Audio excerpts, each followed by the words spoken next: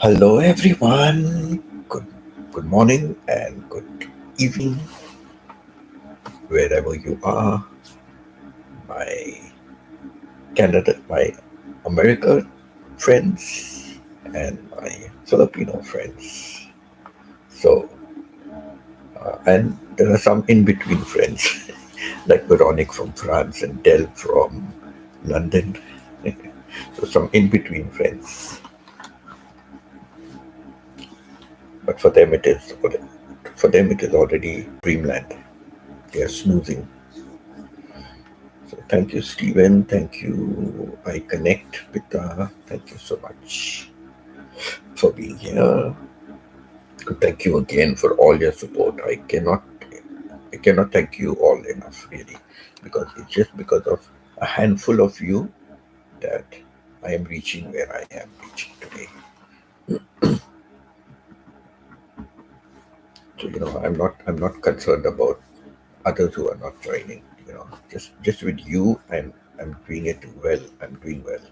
And this week was an exceptionally good week for me. Really, an exceptionally good week for me. I can't thank you guys enough.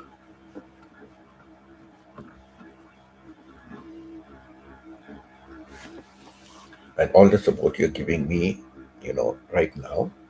And what makes me happy is that, in a way, you are the ones that are going to finance, right? You are the ones that are helping me to finance, to help the poor Filipino children with college education. So, that's a wonderful thing. That's a wonderful thing because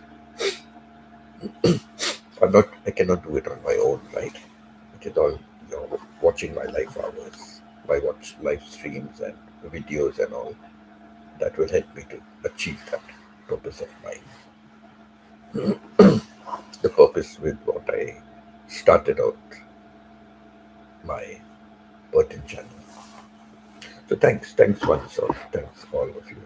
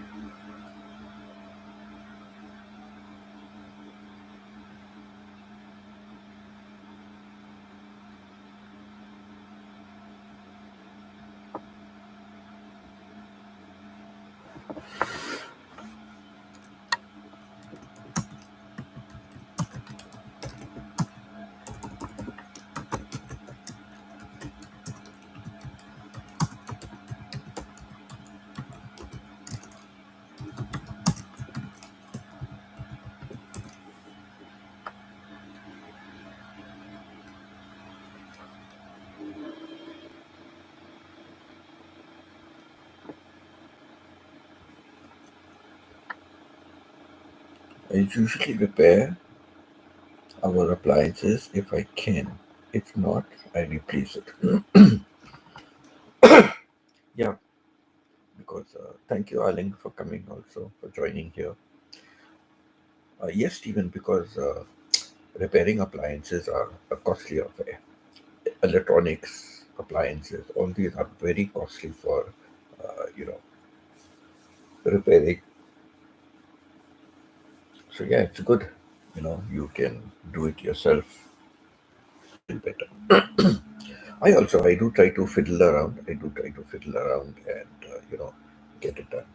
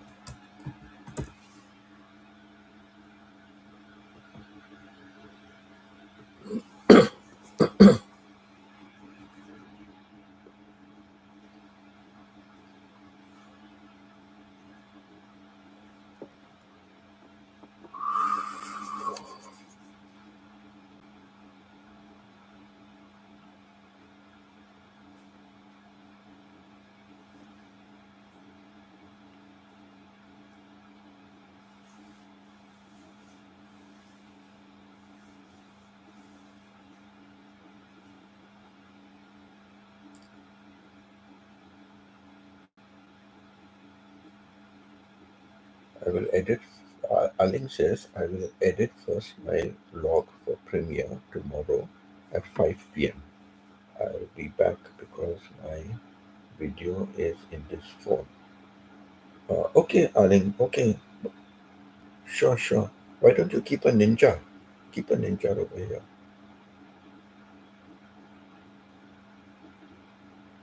Steven says we bought a washer and dryer in 1997. I repaired the dryer several times and finally replaced it in 2022. Washer was replaced in 2023. Okay, okay. You know, when we bought the house, the appliances are both Samsung, and though they were used for a long time by the previous owner and God knows which previous owner, but they were in very good condition. They worked very well, and they still look like as though they were like brand new. So I forget exactly now, how long the previous owners used it, and was it also being used by the previous owner? Was it replaced? I forget, but it was really in good condition. And we had, side by side. The laundry room was big. The laundry room was nice and big. It was. In fact, our closet was so much smaller compared to the laundry room. Because as you came up the flight of steps to the main level, we first, on the left hand side, we had the closet, and then we had this laundry room. And opposite us was a half toilet, and then we went into the kitchen, dining come kitchen. And behind was a little platform, call it not a deck, but just a little small platform. And we had a barbecue there. We used to make the barbecue out there. Thank you. Thank you, Peter, for being here. Chona is missing again. So I think a silent.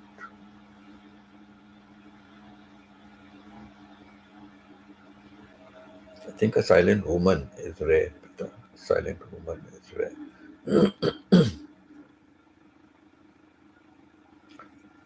Peter, Stephen, I beg to differ.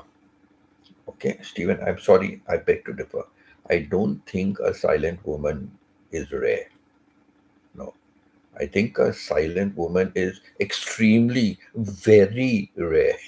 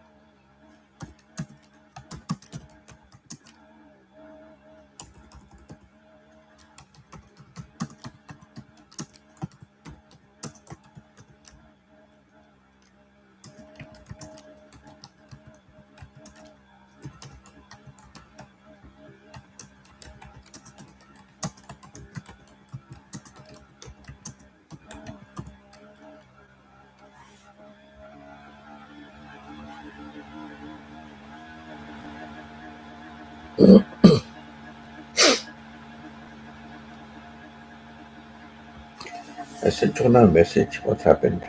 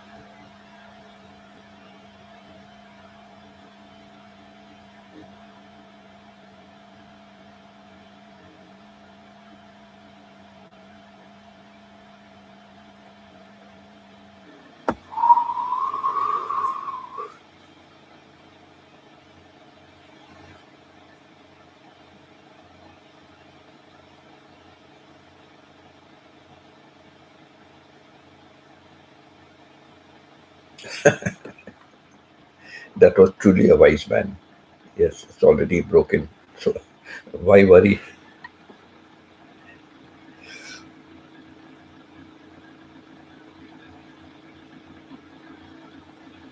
At the most, if I tried something like that, at the most, what would happen?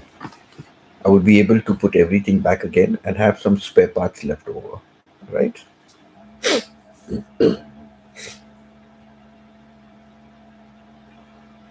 And I wonder whether it would still work with the leftover spare parts.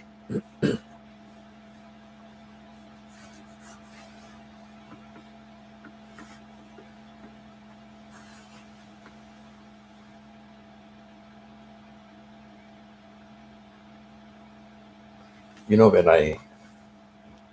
when I'm opening and repairing anything, I make a kind of a I make it into a kind of a diagram. So not a literal diagram, but like according to the parts where I'm removing, okay, I put it like, okay, this should be going at the top there, this should be going in the middle, this is going on the left, this is going on the right, and I'll put the parts accordingly. So that helps me to know where the parts should go back. So that's what I try to do. So kind of, like a diagram form. Yet when I put things together, I have leftovers.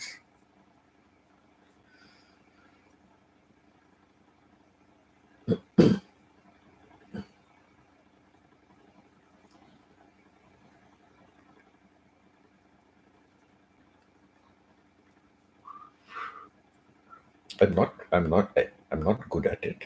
I'm not very good at it, but I like to do it. I like to, open minor things open and see like, what can be done. I take picture with the phone for reference when go, okay, when you're putting it back together, so you have pictures. Yeah, that's a good thing.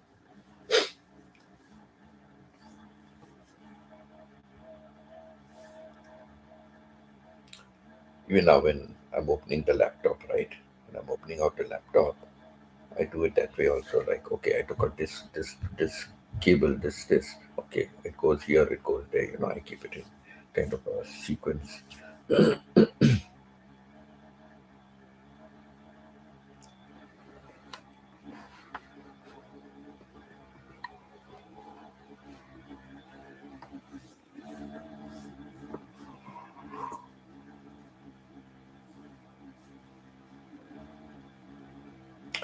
But washers and dryers and all, no, not big appliances. Only the little small ones. Big appliances, no. I will never try to even do it.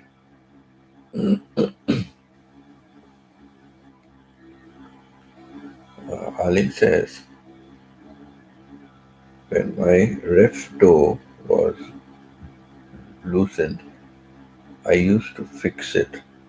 Only put scotch tape, yeah, packing tape. Till now, it's okay. Wow, that's good. Yeah, it depends on the quality of the tape. It can hold because now Philippines is very hot, so the tape also could melt. The gum from the tape could melt if the appliance turns hot or whatever turns hot. Like in Bangkok, where I was last living, the last house. I remember I had the backdrop, right? I had the backdrop for my live streams behind the wall. If you touch the wall was very hot. The wall used to get very hot because I was the end unit. Mine was the end unit. I only had one neighbor, the other side, no neighbor. So I was the end unit. So I get a full blast of the sun. The wall itself was hot. The wall itself was hot. So I was very lucky. I used a plain paper masking tape. Paper masking tape. The paper one. I used that.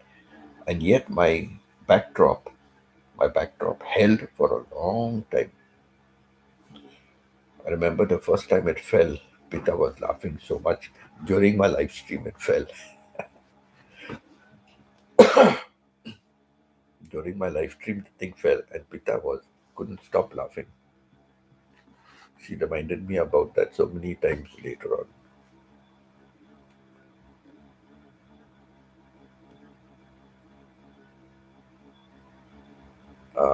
Aling says, I cannot fix the mirror of my powder table in my room. Why? What has happened to the mirror?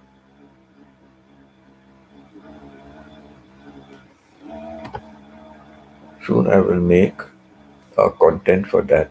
Yeah, make any little thing is useful for YouTube video, daily life. Anything is important. Then we can see what is wrong with the mirror, and we can give you our suggestions. What do you say, team? What do you say, family? family, YouTube team. What do you say? Let Aling put up the video, and we will all give her our suggestions how she can fix the mirror. And Stephen might come up with the best suggestions because he's the fixer. He's the fixer in our YouTube family.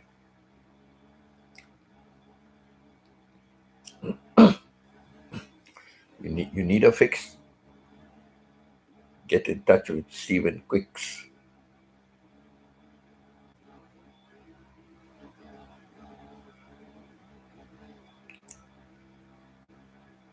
Today I'm getting today I'm getting very carried away with the topic, and I'm speaking too loud.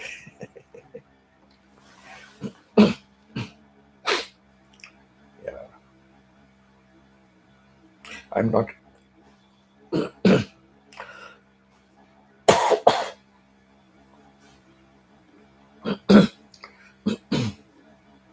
I'm not really a very handy man. No.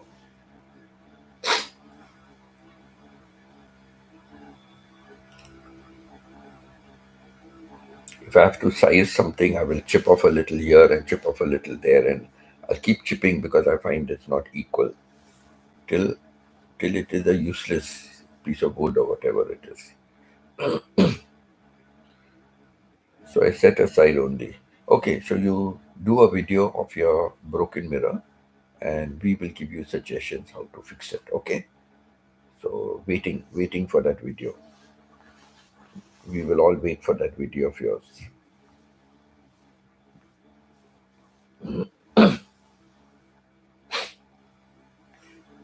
Talking about giving suggestions to fix things, I remember the poem about the blind men and the elephant. I don't know how many of you have read that poem, The Blind Men and the Elephant. How many of you have read that poem? Very interesting, very interesting. The Blind Men and the Elephant. How many of you have read that poem?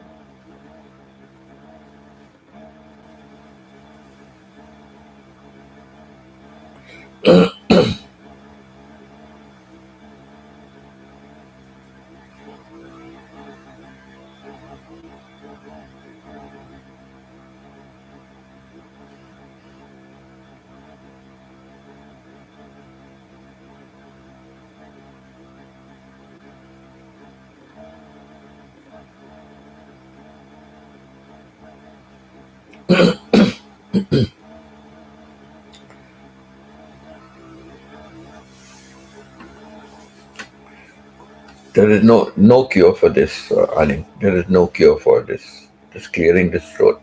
There is no cure. I have in the past. I've gone through done many tests, many things. I've done, consulted many doctors. Nothing can be done for this. I've got this for many years, many years. Even before I went to Dubai and all, I had this for many years.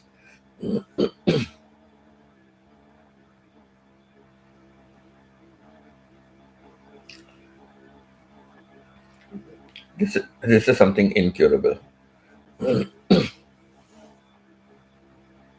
I know it sounds horrible, but I've lived with it for many decades.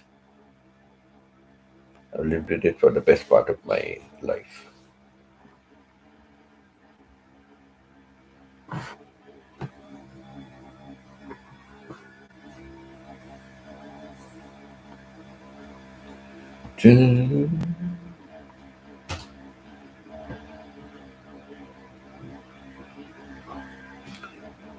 If you know a medicine that will cure it, tell me. I will go and buy it. But I know there is no medicine to clear what I have.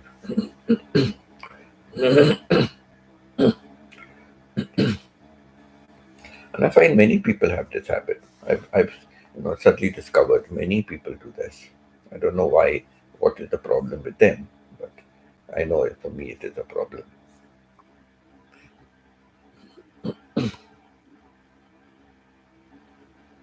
I've tried many remedies in the past.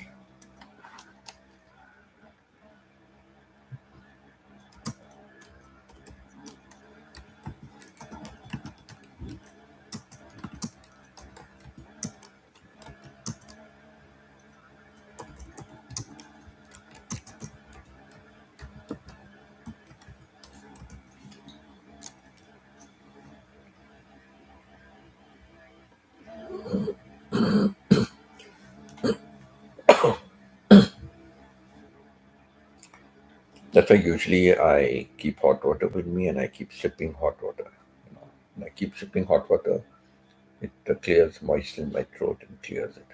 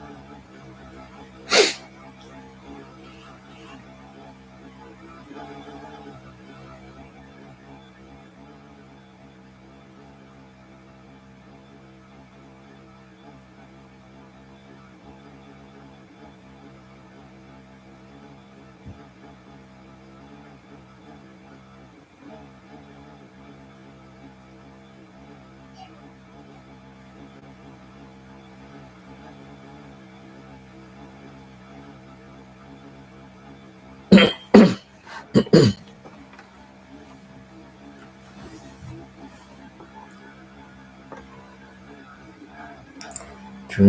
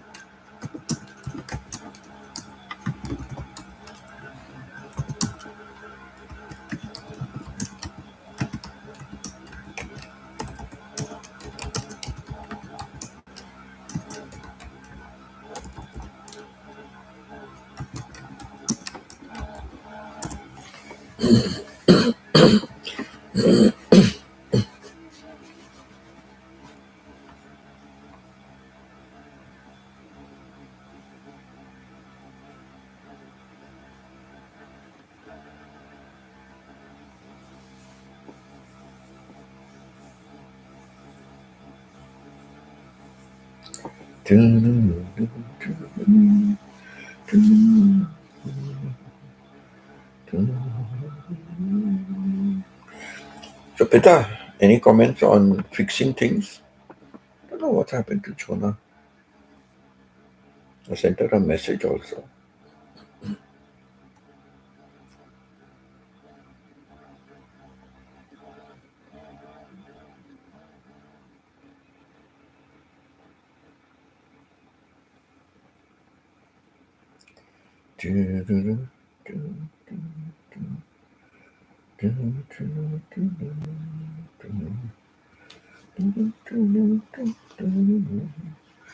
Hold me now, touch me now. I don't want to live without you.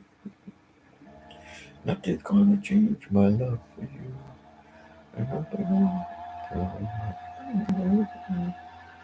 One thing I'm sure, nothing gonna change my love for you.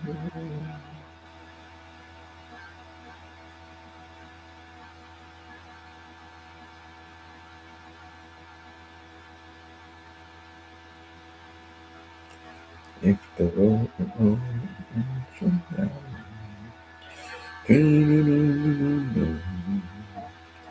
just the way you are.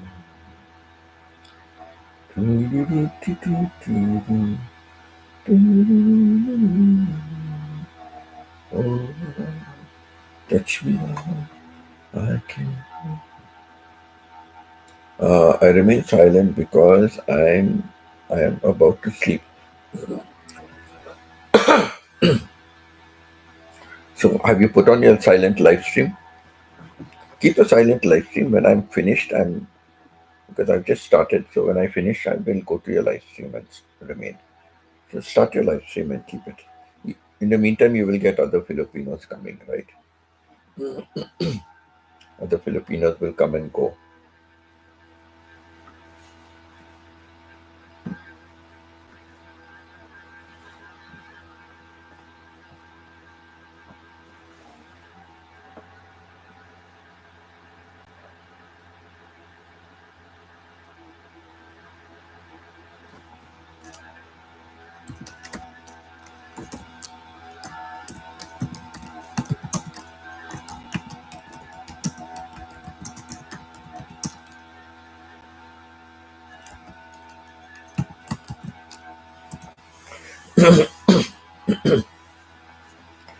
I have trouble getting rid of things. Steven says I have trouble getting rid of things. Might need parts from them to fix something else. Absolutely, I agree with that, Steven. I really agree with that. It's just that, like, I gave up house and home, and then I've been like a nomad, correct? So I don't have a place to call my own. So because of that,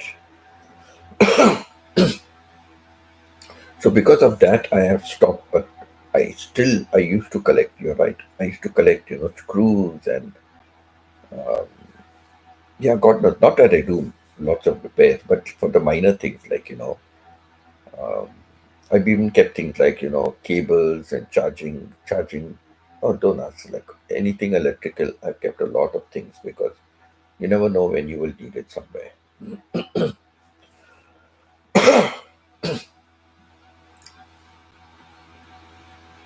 Wish I had a flask of hot water, really.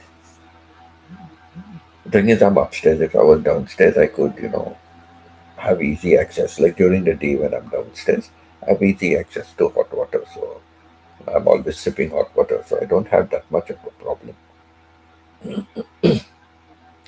But you're really right. You know, sometimes, my wife used to say, "What are you keeping all this junk?" But I said, "It's not junk. This is treasure. You never know when one day you will need it to use it for something."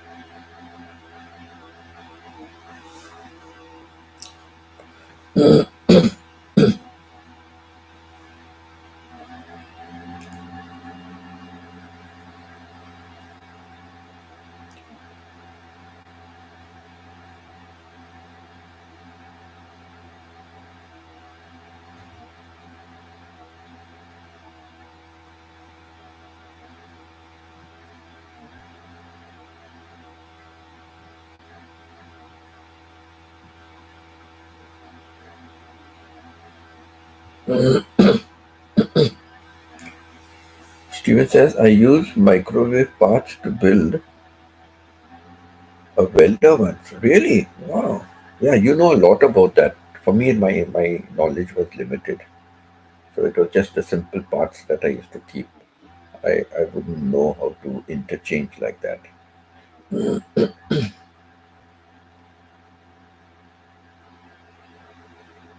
That's very good, Stephen. You're really talented, You're really talented.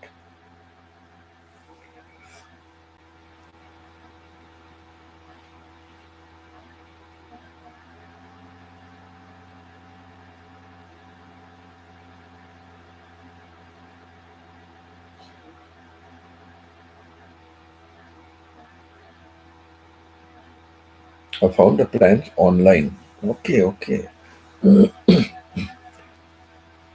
Wow. Online to give you that also. Oh my God, where are you, Chona? Where are you? You've really been missing all these days.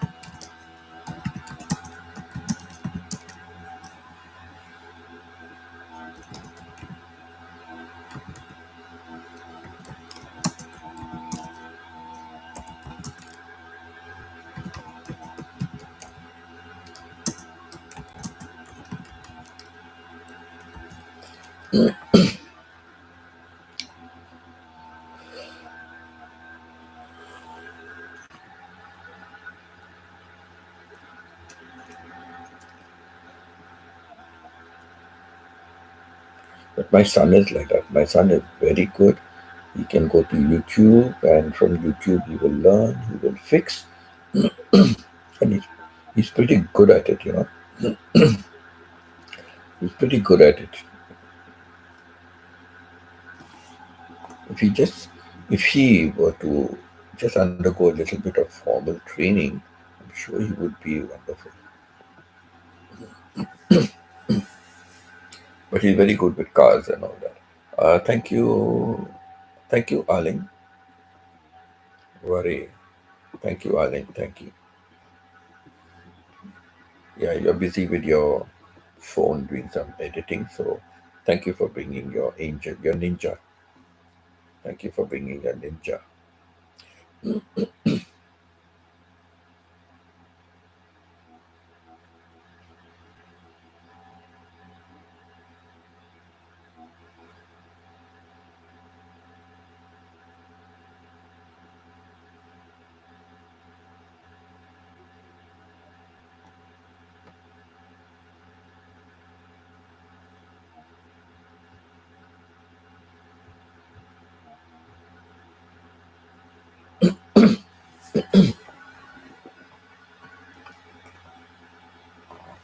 I'm live now, so I stay with this one. Okay, you have gone live. Okay, I, I will join. I will join your live on my laptop, and I will join Pita's live on my phone.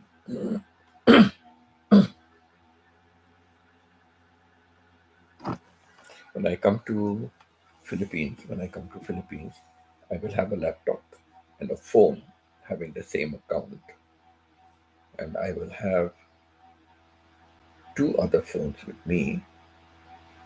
One phone, one phone I will get a Filipino SIM card, a Philippine SIM card. One phone I will get a Philippine SIM card because when I'm going anywhere, I will put that SIM card inside there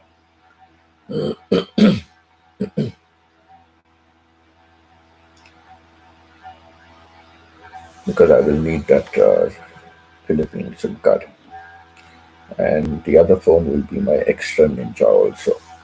So not bad. Three phones and one laptop. Good to go to be ninjas to help other people also. So thanks so much, Ali. Thanks a lot.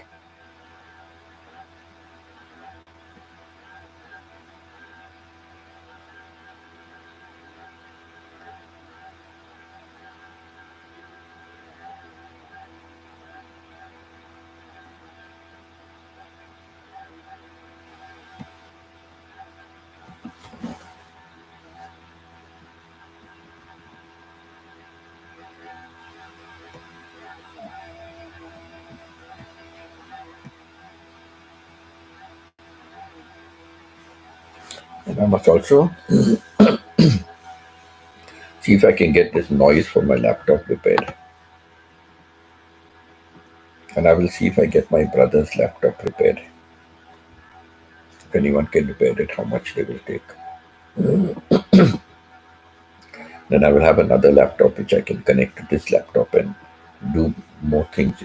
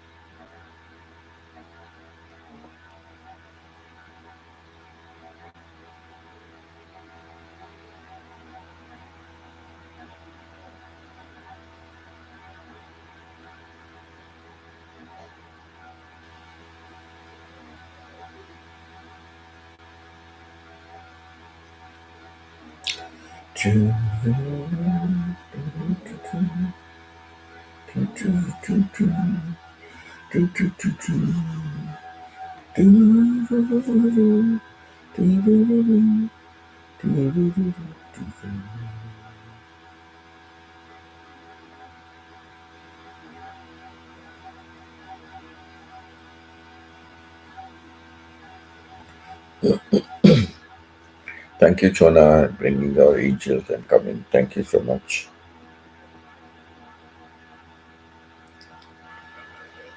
I was wondering where you disappeared.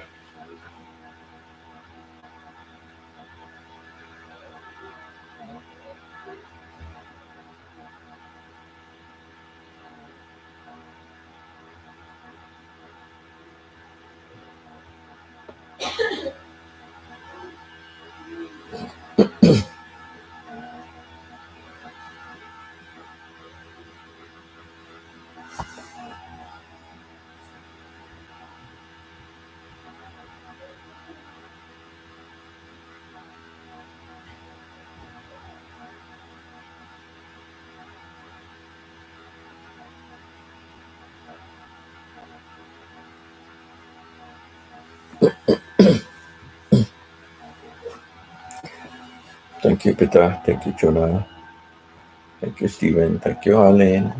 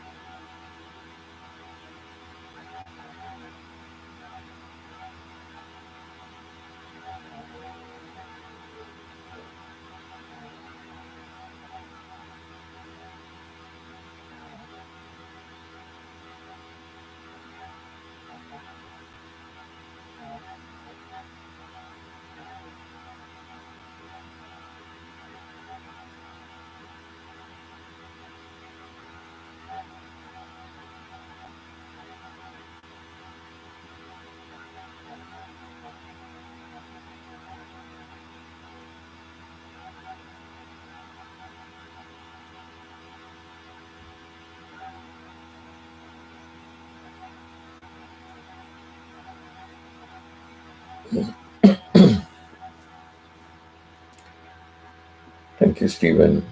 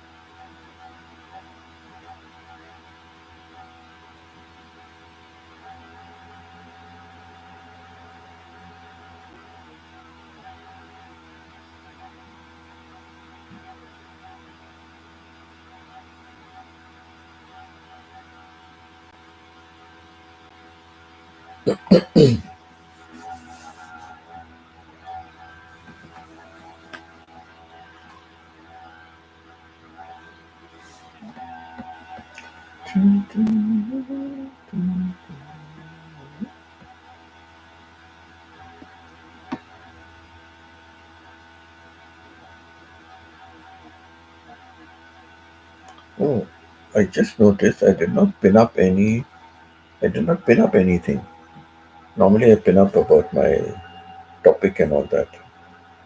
Just realized I did not pin up anything. I did not write out something about that. I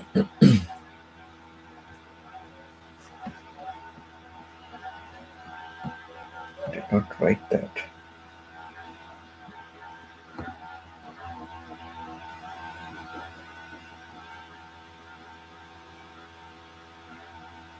Okay, kitchen appliance failure.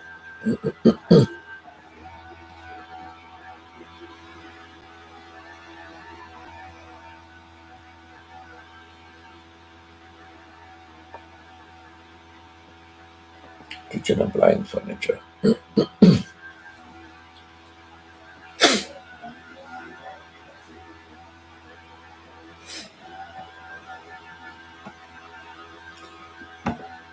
When I finished my silent live stream, when I finished, it showed I have 9 hours total watch time, 9 hours. And now when I check the analytics, it says I have 1 hour. 1 hour. I don't understand.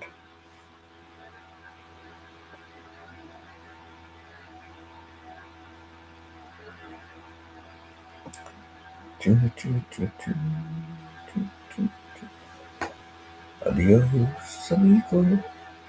Adios, my friend. The road we have traveled has come to an end. When two love the same now, one love has to lose. And it's you who belongs now. It's you who choose. Adios, compadre. What must be, must be. May all your money hours bring joy to me. Away from these memories, my life I have spent. Adios, amigo. Adios, my friend. Thank you, Pita. I thought you were sleeping. Adios, amigo. Adios, my friend.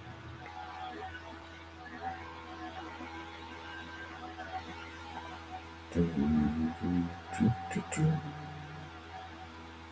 do, do, do, do, do, do, do, do, do, do, do. Do do do do do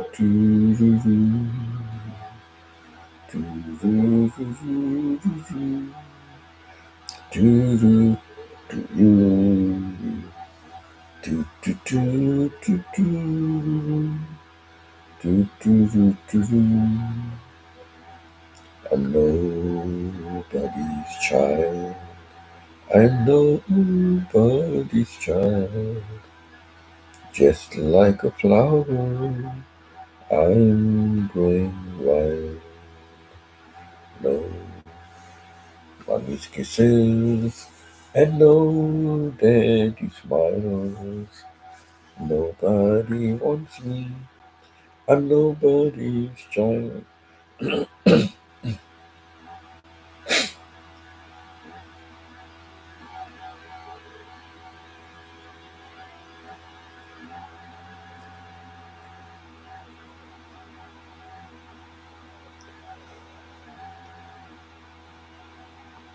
Thank you, Pita. Thank you, Pita.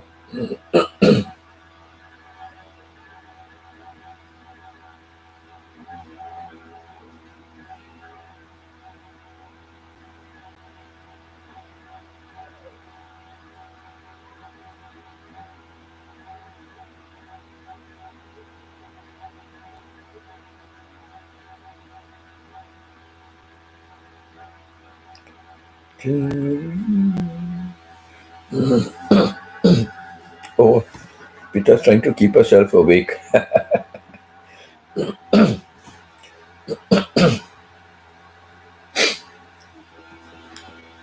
Really trying to keep herself awake.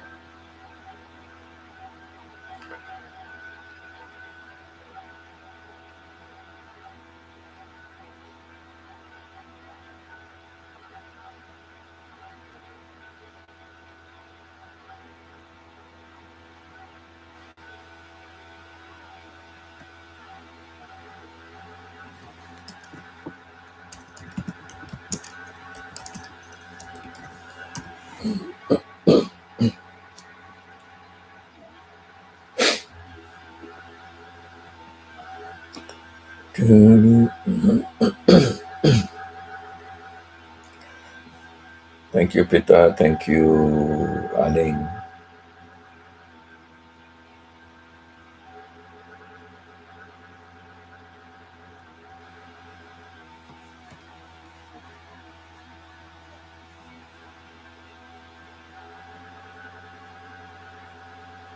I think Pita and Aling are having emoji competition.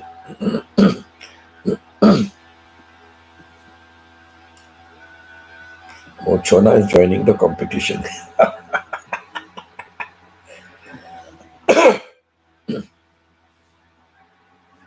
Oh, Maya, Pita is getting stronger. in the emoji contest.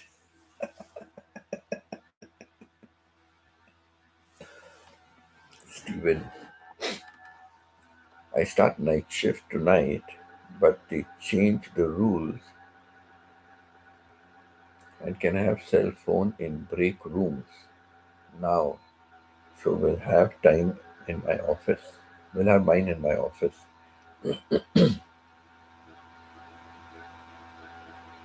Wow, that's nice for management.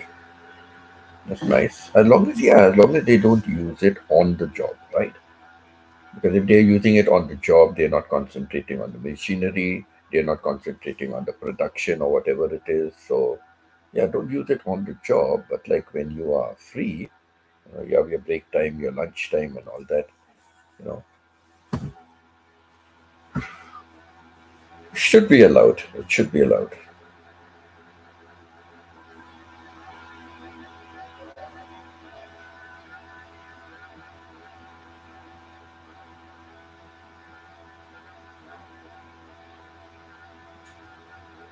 But Steven used to keep it on your in your office. Used to keep it on sometimes. I know you came on live stream sometimes in your office also.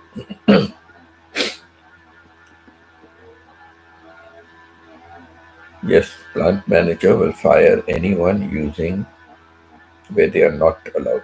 True, true, true.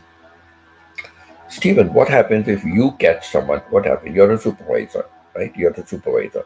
What happens if you catch someone at a production line or wherever it is, like, in a place not allowed? You catch someone using their phone.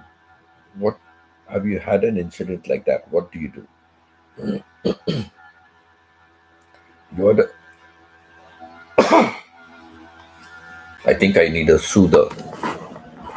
I need to bring a soother for my throat now. It's getting too much.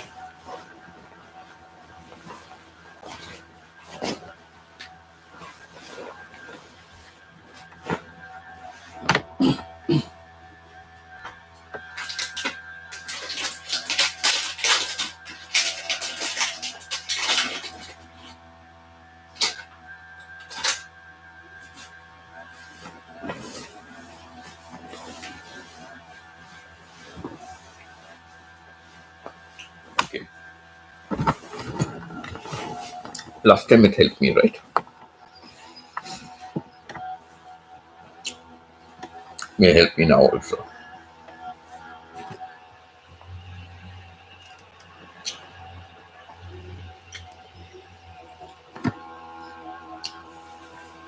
I kept mine on inside my table drawer in the office. Steven, I tell them to put it away. If they keep doing it, I report it to my supervisor. Okay, true, true.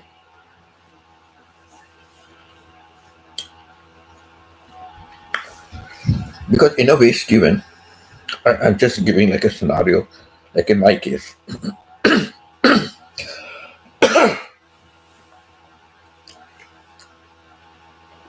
5 o'clock in the morning,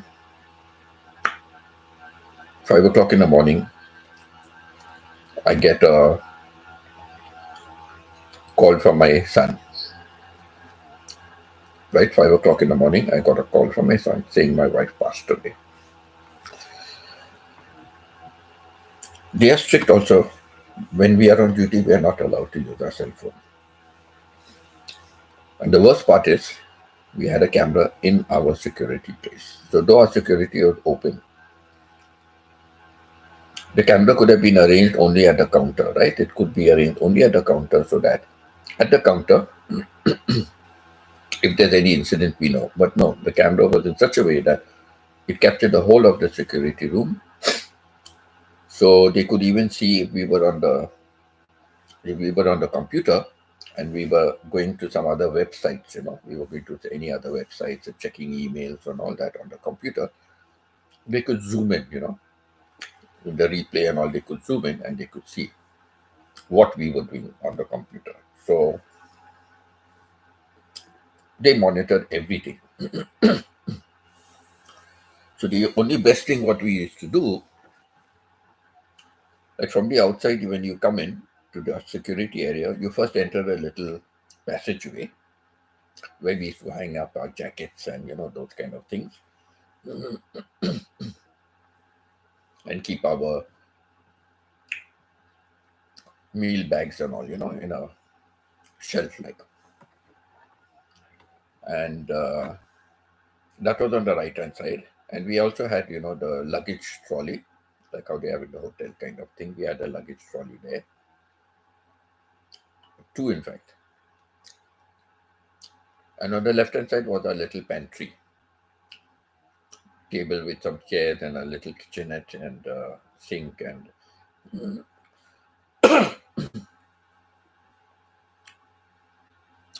microwave and all. And then at the side of that, on the left, at the side of that was the toilet. And then you enter the main security area. Once we left the security room and came into the passage, the camera cannot see us. And in the pantry and all, definitely no. So, but in our security area, so we are not allowed to use the phone. But it's lucky, like, we can just run a little bit outside, not just come out of the security area and we are secure. We can listen. So, you know, they have to allow, even whether somebody is working at a plant, they have to allow. But of course, people misuse, and abuse. So that's why rules have to be displayed. But I'm just saying, supposing I was at a plant working, my son called me and to say that my wife has passed away. I'm not picking up the phone. Can you imagine? I will be waiting for my shift till the end of the day or for a break or something before I find that out. No? So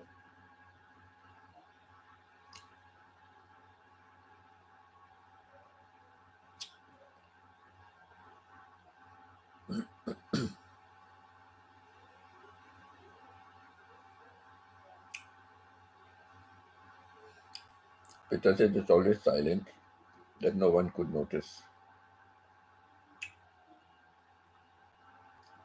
Stephen, too dangerous in the plant to be distracted. True, true.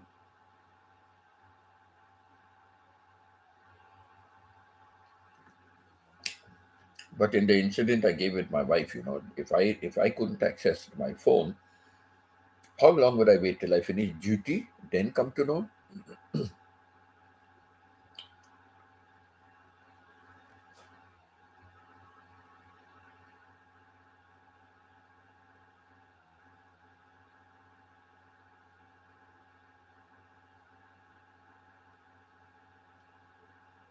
Mm. Yeah, the supervisor, you're allowed to carry it. And of course, it's discretionary, right? Because you could be also using it for a personal, message or whatever it is, but it would look like as though you're doing it only for official. Now, it could be, I'm just saying. I'm not saying you're doing it, I'm just saying it could look like that to the other workers also. Or because he can carry the phone, he may be also doing his personal things, right? Correct. But thank you, Chona. Thank you, Chona. And just remind me of an incident with me when I first got my assistant headmaster's job at that British school. Um, Teachers are not allowed to carry their cell phones to the classroom, and if they do carry it to the classroom, for safety, keeping, it'll get lost. Somebody will take it, whatever it is. It has to be totally on silent mode, not even vibrator on. It has to be on silent mode and my vibrator off, because that vibrator also can make a noise. And if by chance you're keeping your phone on the teacher's table or something, when it vibrates, everything makes a noise, right? It disturbs. So they had a strict policy in the school: no phones. And One day my principal just came barging. I was in the class teaching. He just came barging. It's not so far for him to walk from his office to my building where I was. And he came there and he just said, Winston, he just opened the door and said, Winston, I've been trying to get you for so long. And I was so shocked, he's just like kind of in a loud voice, not shouting, but in a loud voice. Like he seemed more like anxious. And he said, so I quickly just left the class. I left the class, closed the door, and I said, Mr. Keenan, I said, we are not allowed to use the phones in the classroom, right? He said, Winston, that is only for the teachers. He said, you are not just a teacher. You are the assistant principal. Sometimes I have something very important I need to communicate with you. So it doesn't matter where you are in the classroom teaching or anywhere. You have to carry your phone, and you have to keep it active. He said. I said, oh, okay. I said, I'm sorry. Okay, I will do that in future. So yes, so I understand your thing. Like I was just following the rule because that was my first major position in administration. I was a coordinator before, but coordinator is like not so important. But like assistant principal, I was in charge of the full boys section. So it was a responsible position. So yeah, they never even had a place for my office. So there was a laboratory, and at the side of this laboratory was this little room where they would use it as a storage for some of the laboratory stuff. So they had to clear that. It was just a narrow bit of a place, but nice, good, okay office. And they had to set it up as a complete office. Today the this is not working.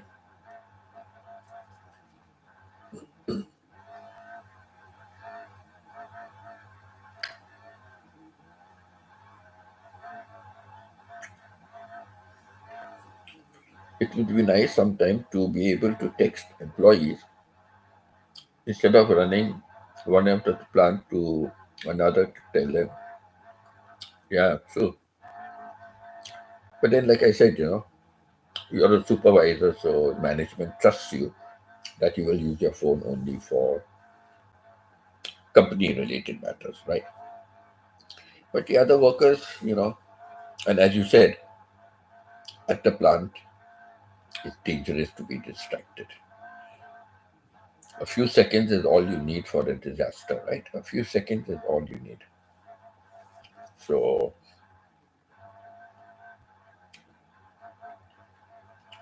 I guess sometimes, some policies.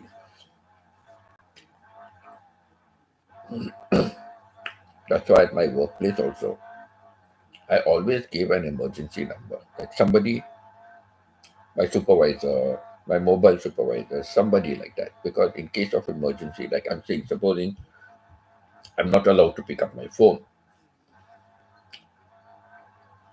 So I think all your employees, I hope they do that, or there is a policy to do that. Like all your employees, their families will have your number. In case they cannot get in touch with them, they will get in touch with you to pass on some important.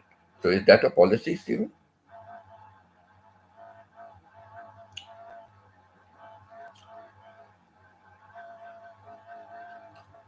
Who do you communicate with on the truth?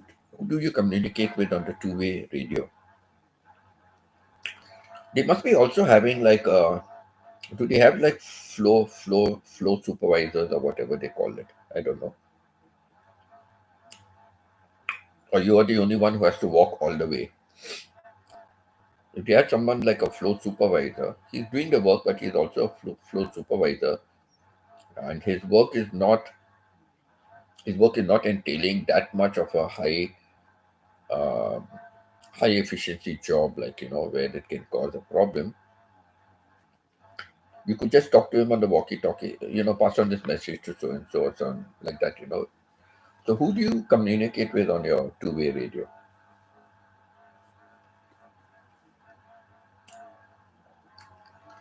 Very interesting. Nice to know these things. I love like this. I love to know these kind of workings, how it is.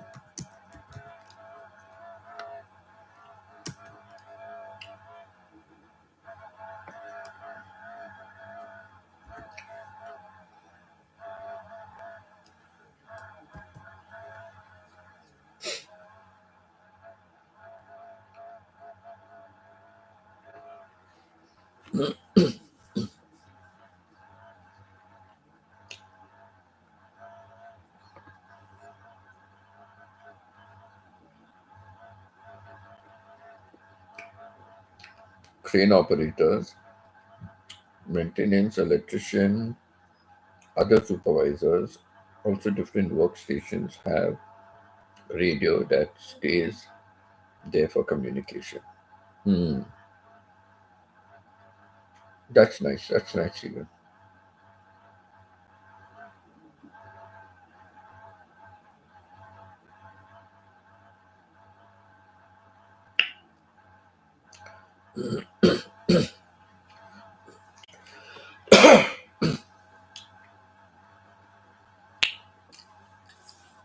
So about how many people do you supervise, Stephen, on the floor? Like you are responsible for them. They come fully under your charge. Anything goes wrong, uh, you know, they are your responsibilities.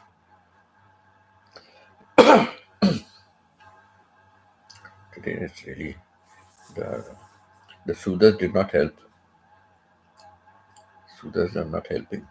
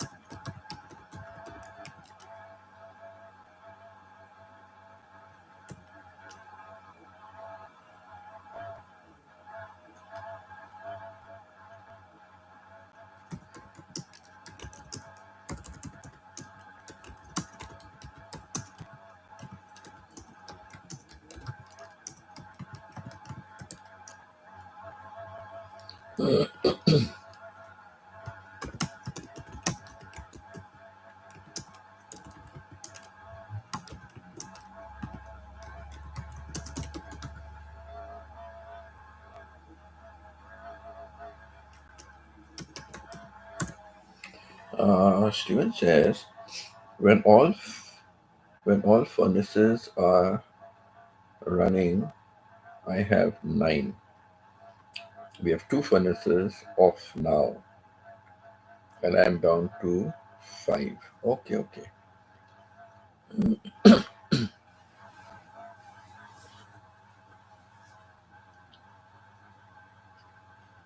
So from your office to go to them, if you have to pass on some message or convey some message to them, like is it a bit far to like go there and come back?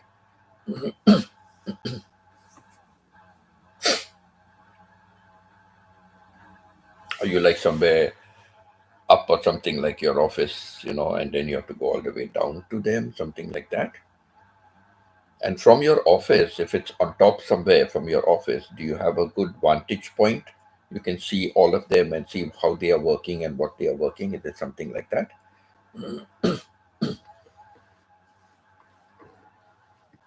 I'm trying to I'm trying to picture it. My father always said picture. So I'm just trying to picture it because I see it very often in the movies. No, in movies and all, you see like normally that manager is somewhere up, on a little higher level, a first floor level, like, and he can oversee all, the production unit, the production line. He can see everything. Oh, and that comes to one more point I will ask you afterwards. As soon as you answer, I will ask you. I hope you don't mind me asking you these. It's a public forum, it's a public forum. So maybe there's something you cannot talk about, you cannot disclose about the office. If that is it, then we'll do it on private message. Okay? Because this is a public forum, so if there's something about your office where kind of you shouldn't be saying, then just let me know in a private message. I can ask you over there.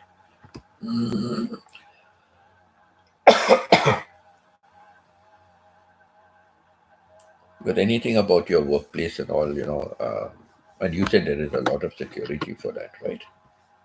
You'll have a lot of security kind of things for that.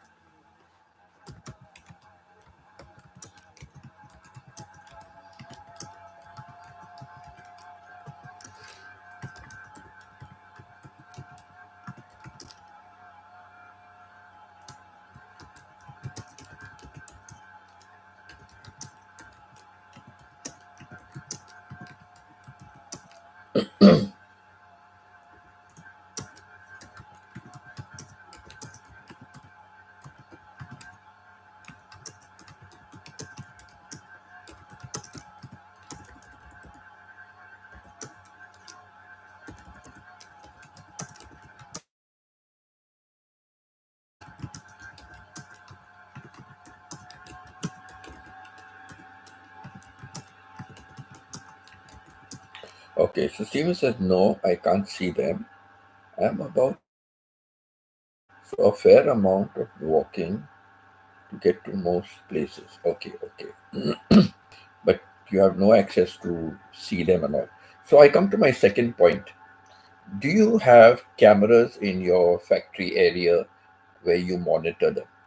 Do you have cameras, and you can monitor them through screens or television or screens or something in your office? You can monitor them. So do they have cameras in the factory and monitors in your office where you can, keep an eye on them?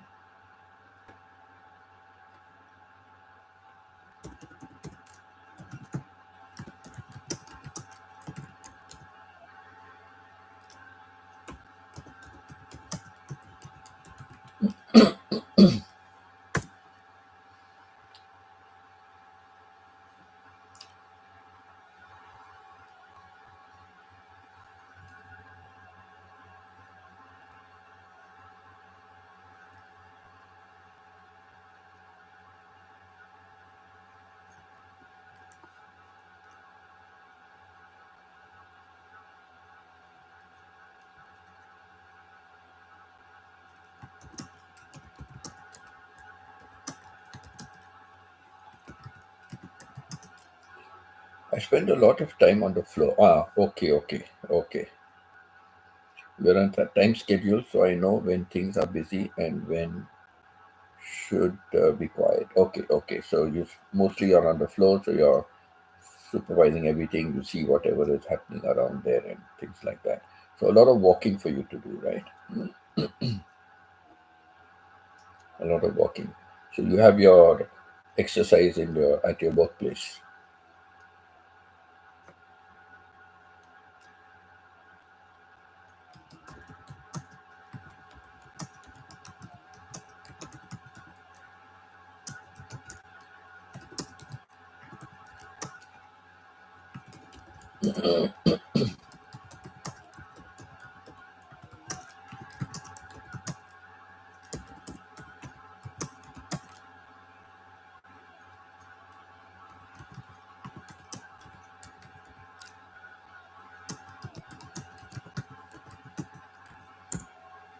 Very interesting, Stephen. Thanks for sharing. Thanks for sharing.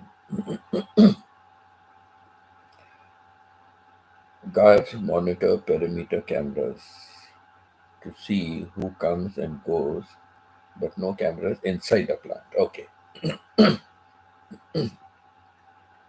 Like for example, in our security area, security, we had a lot of screens, right? We had a lot of screens on our computers, and the monitors were big, so they had a lot of that, and we had a couple of them, like so one person looking at some and others looking at some, and there were cameras everywhere, in the building complex, except in the passages, the corridors. And I don't know why. I don't know whether they have it in USA, the same rule, but apparently having the cameras in the passage is violating the rights of the owners of the condo. I don't see how the rights of the owners of the condo, they don't own the hallway. They own only their apartments in the hallway. They own only their apartments. So why is there a rule that cameras cannot be in the hallway? I cannot understand. What is the privacy in the hallway for homeowners? Whatever you want to do, you do it within the four walls of your house, right? Your condo, you do whatever you want over there. You want to walk around naked, you want to, have do whatever you want. It's okay. So, what is invading people's privacy by having it in a hallway?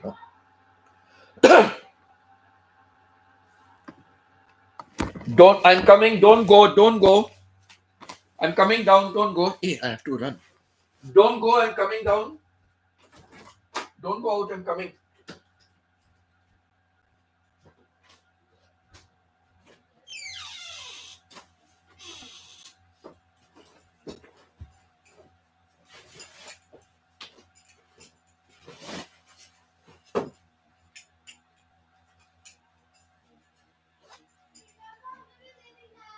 Yeah, wait. I'm coming. Don't go. It's just 50. It's just 50. Wait. Hang on. I'm coming. Yeah, it's just 7:50. That's what I'm saying. Hang on. I'm coming. I'm coming. I'm coming.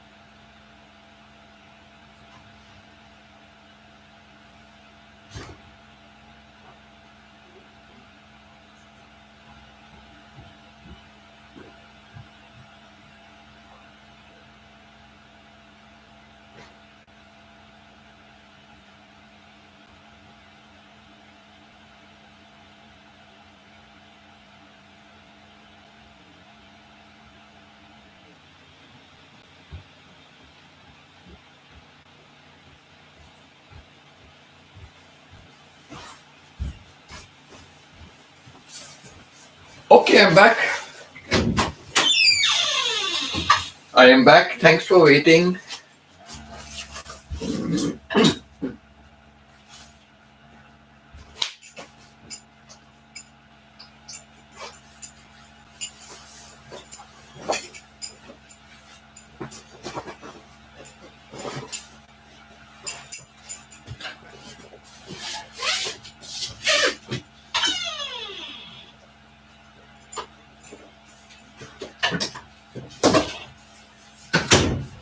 Okay, let's go down. Now we are free to go down.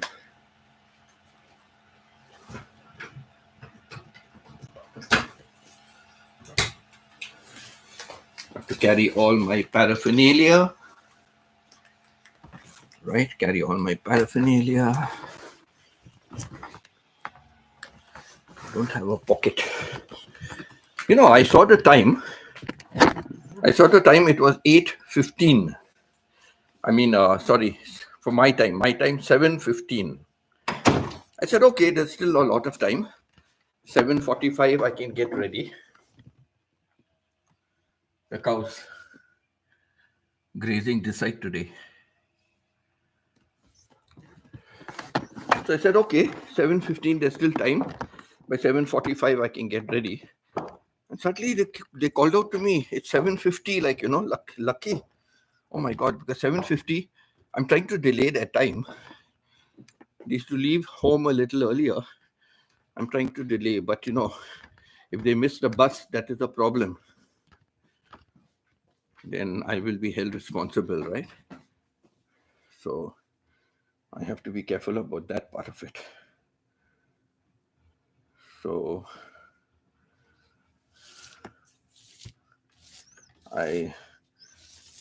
because we are just going out there and waiting a little earlier. It's no use. I don't know why the father cannot keep that car out there, you know. That was so good, keeping that car there. They would just go sit in that car and wait. When the bus comes, we get it.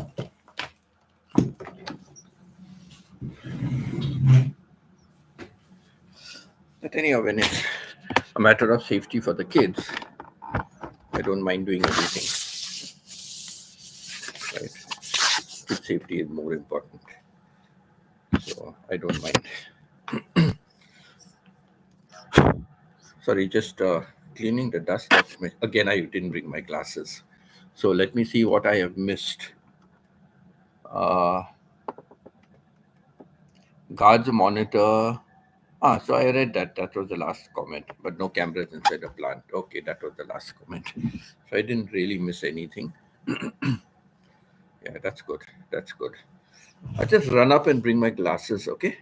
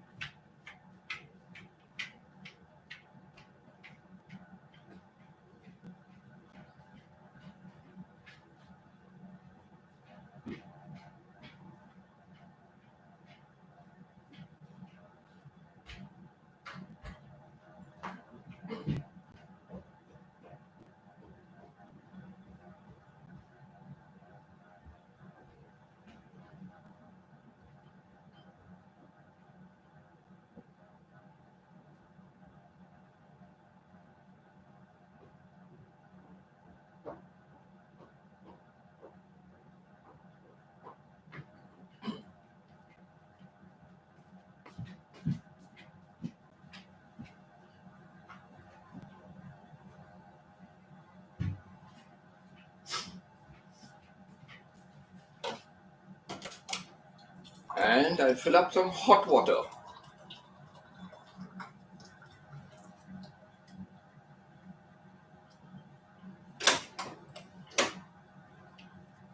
Okay, keep some hot water handy.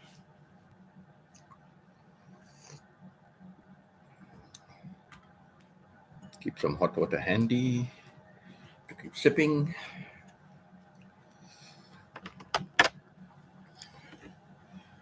Okay.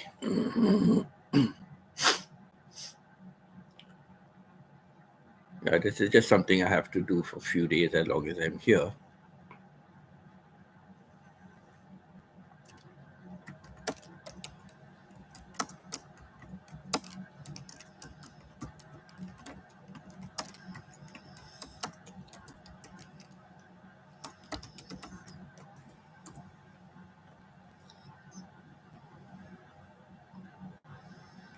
Do, do, do.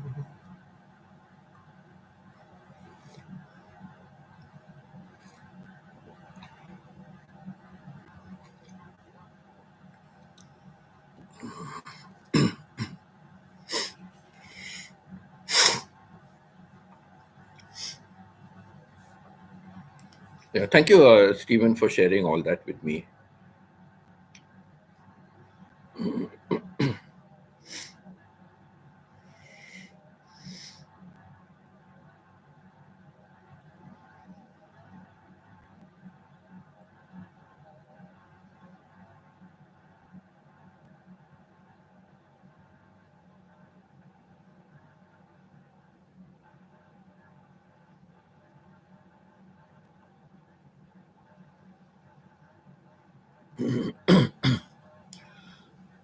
Oh, thank you so much, Shona. Thank you. Still here with me. Thank you, Shona. Appreciate it, Shona.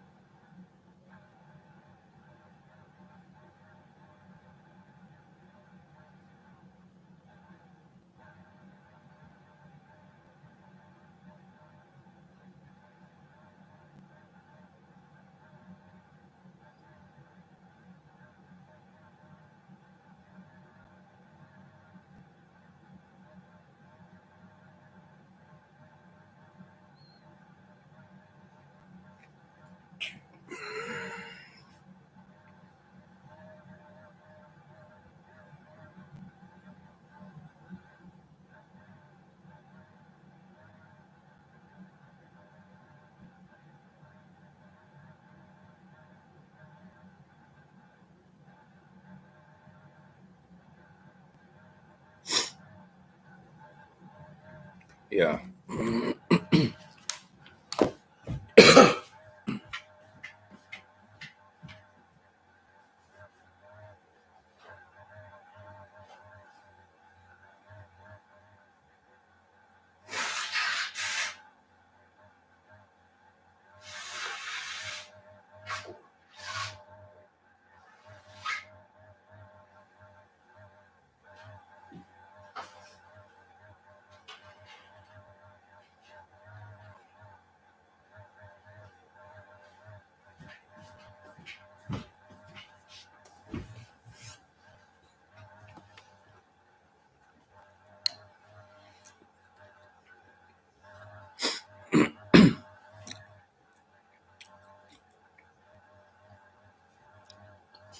On the KFC pack,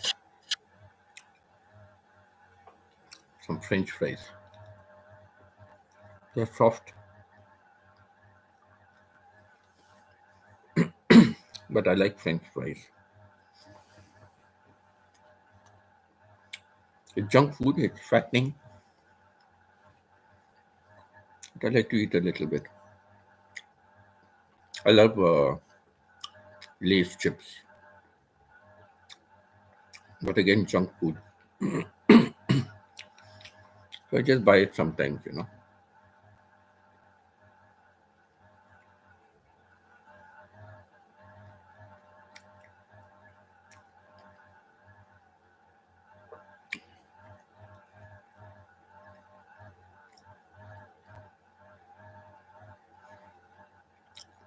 The sun is coming now, the sun.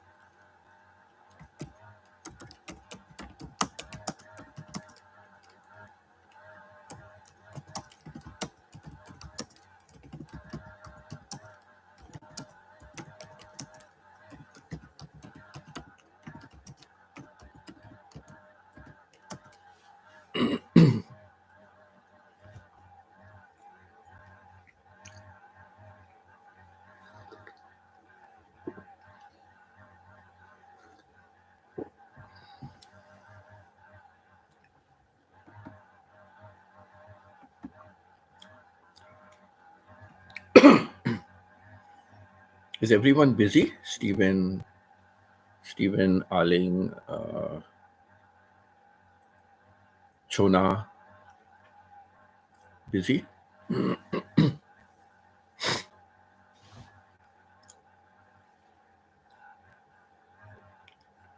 I'm here. Okay.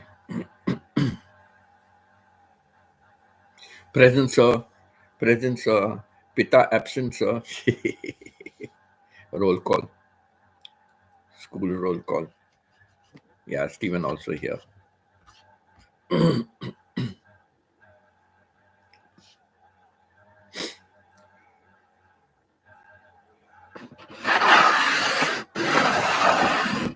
is on a live stream as well.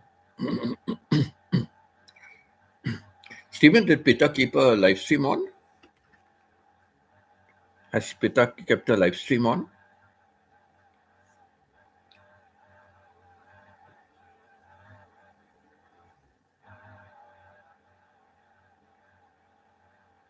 Okay, she is on a live stream. Yeah, Pita is on a live stream. Silent live stream, I can see.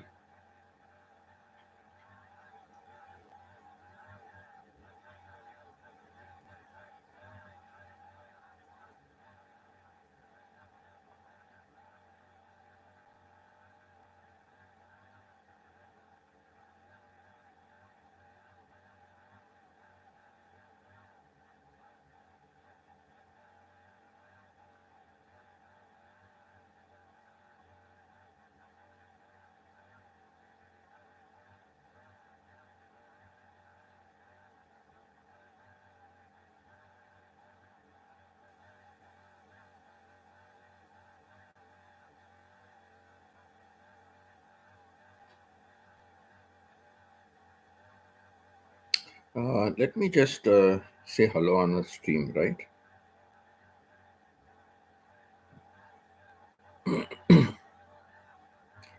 What is the like number? Like number 9. Wow. Already 8 people are before me.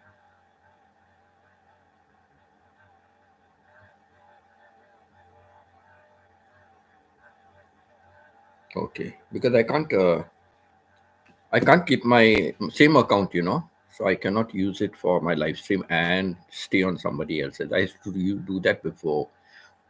But then when I found out and others said, if you're using the same account, YouTube also, how can you be in 2 places at one time with the same account, right? So so ultimately you would give the YouTube hours to the other person, but your watch hours will suffer.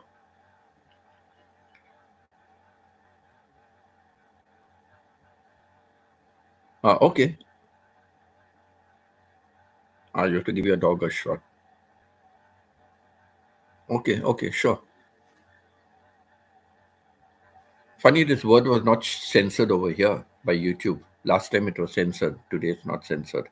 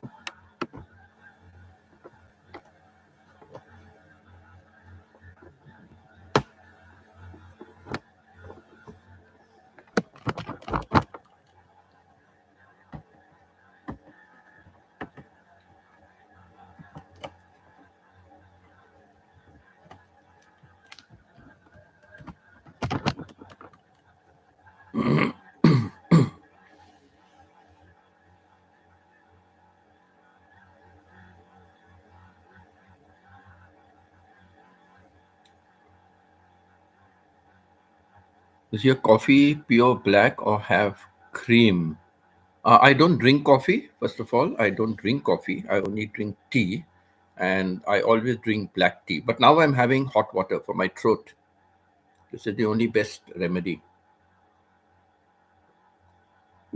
I drink as hot as possible, as hot as I can bear. I drink, and that is a good remedy. Doesn't go away, but it becomes better.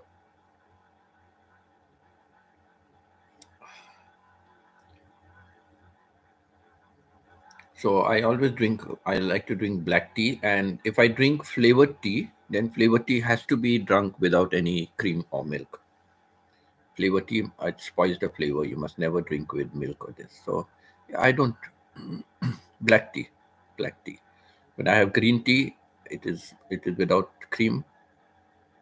Green tea, any tea I have, it's without cream.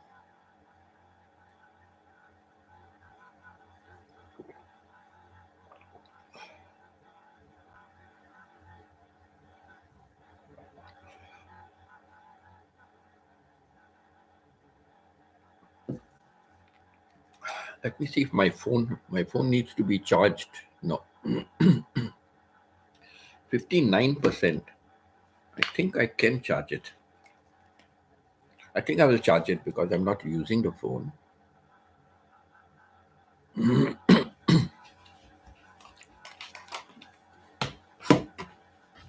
I just charge the phone and come.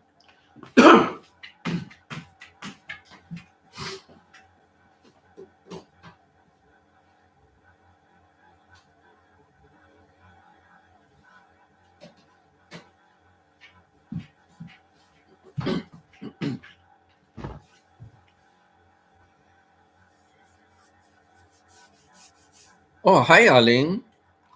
Thank you, Arling, for peeping in. I know you are on your live stream, but still, thank you for peeping in.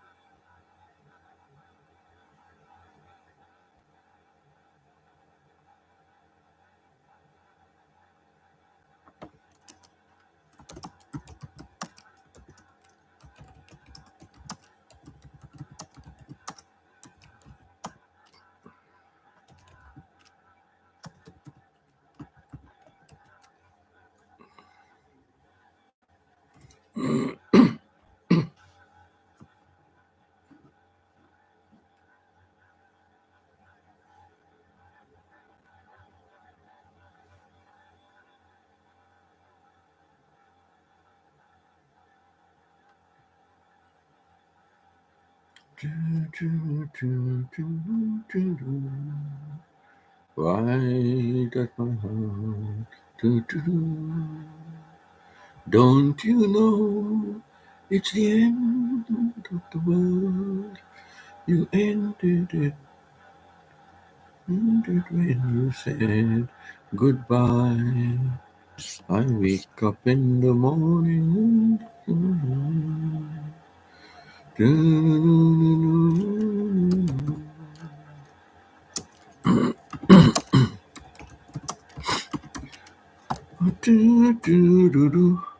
But I can't understand.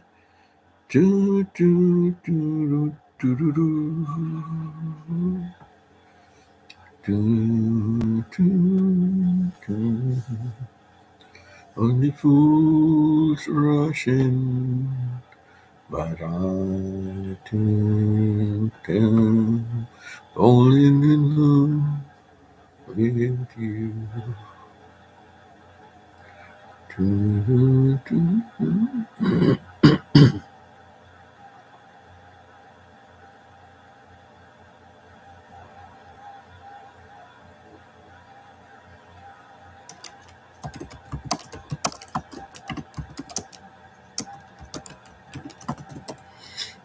Do, do, do, do, do, do. Whose arms have grown cold. Do, do, do, do, do, do, do, do, do. Turn away from me, darling. Thank you, Chona. Thank you. I really value, you are here, your angel is here. Thank you so much. Turn away from me, darling. I'm begging you to. Please help me. I'm falling in love with you.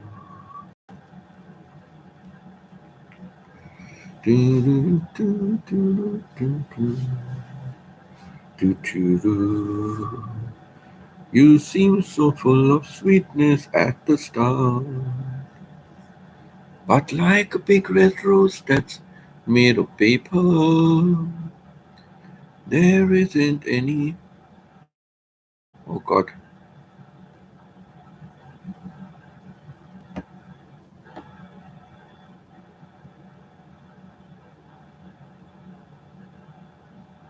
what?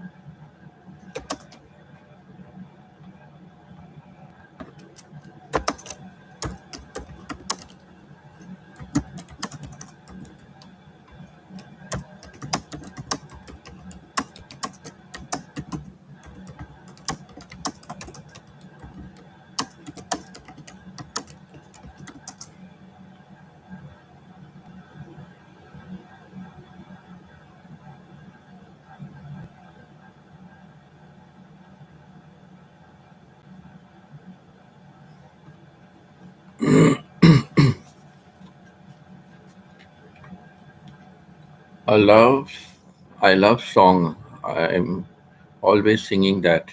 It's a nice song. I haven't heard Paper Roses for a long time. Oh, really? Uh,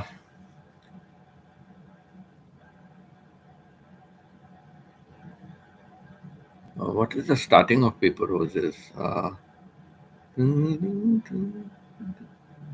I love the way you're unto to me, with tender looks that I mistook for love.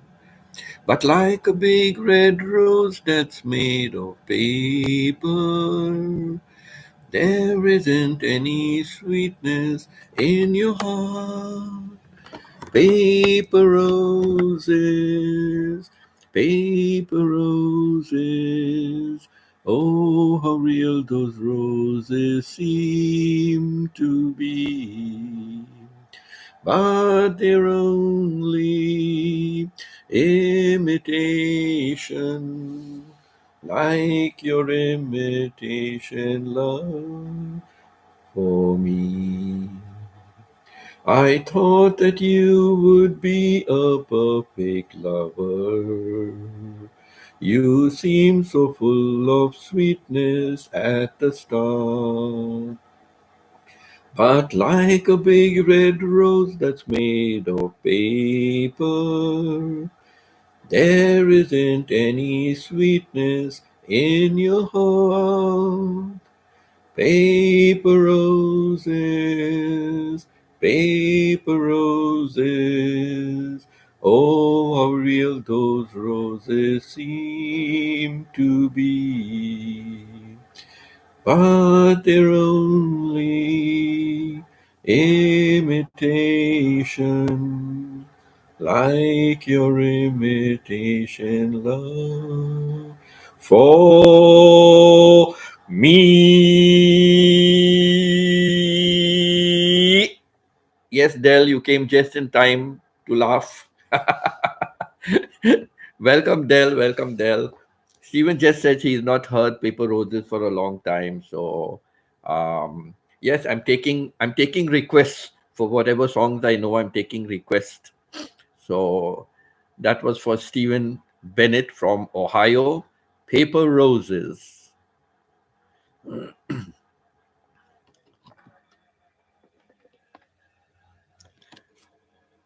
No, Aleng, I don't love singing. I don't love singing, but I saw once. I love to sing. Like I'm a bathroom singer. I'm a bathroom singer. I don't have a voice to sing, so I'm a bathroom singer.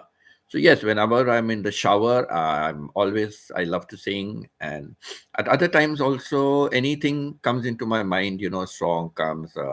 Yeah, I hum it, I sing it. Yeah, I'm happy, and I can do that a lot because I've been living on my own, right, by myself. So yes, I do that a lot.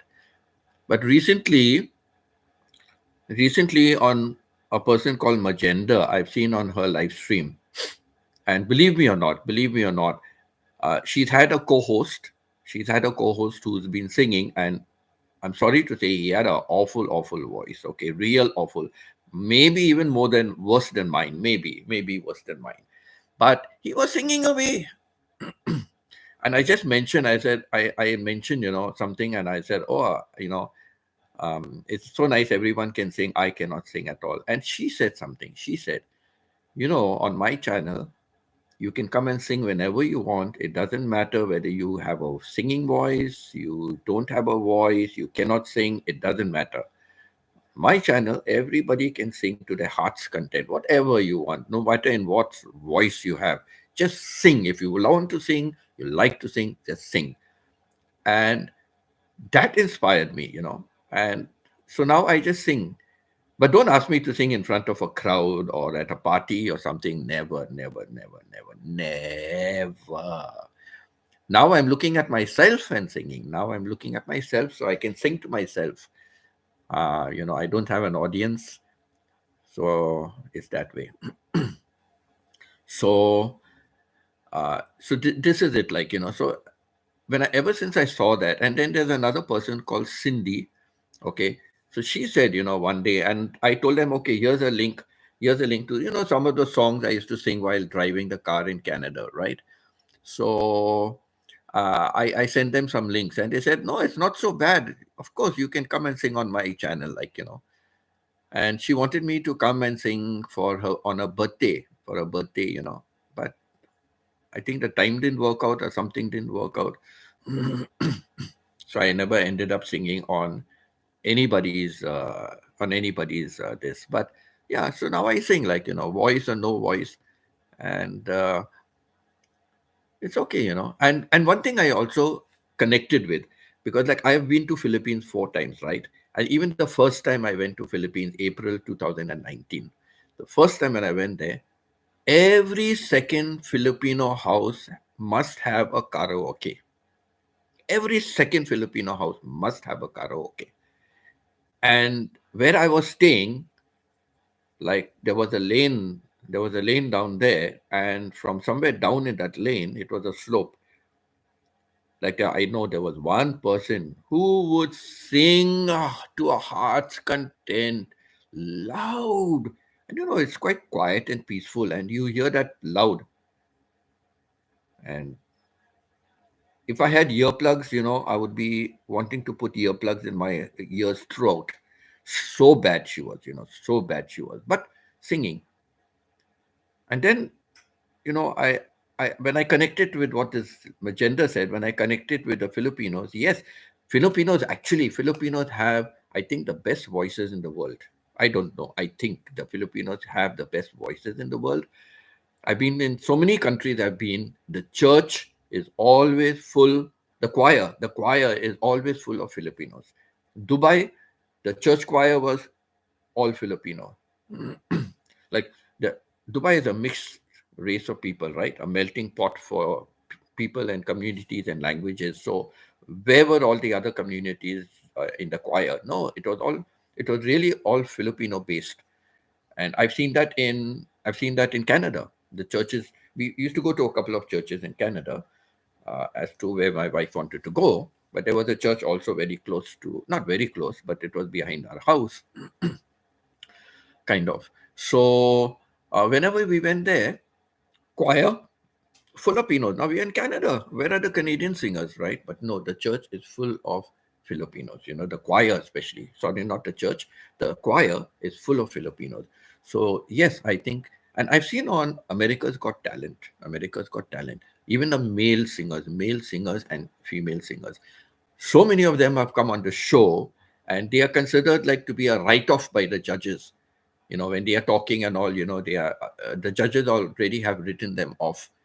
And then when they start singing, my God.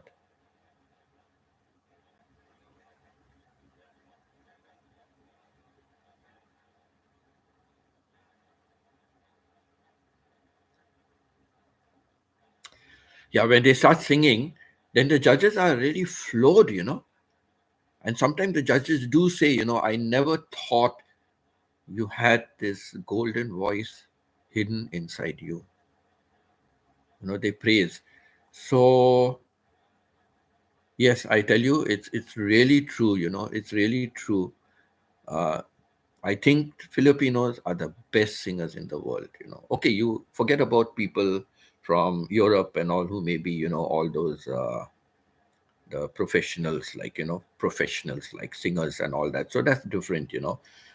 Uh, but just basic normal singing voices, I think the Filipinos are the best in the world. I think so. I've not been all over the world to really know, but from what I've seen in the few countries I am, why are the choirs full of Filipinos and not other people? Why? So that speaks in itself for the Filipinos' voices. So yeah, so I agree with that. So let's go back to the thing. Oh no, singing again, Dale says. Yes, Dale, what to do? Dale.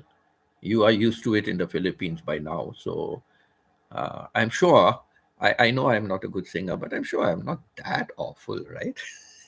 I think so. I'm not that awful. How about silence is golden? That is for tempo. Silence is golden. That is for tempo. Alina says, Aling says, sorry, Aling says, my husband is very good in singing. He competes in different places in singing contests. Wow. That's why your son has good voices, no? Singing. Your son also is good. Mm, wow, wow.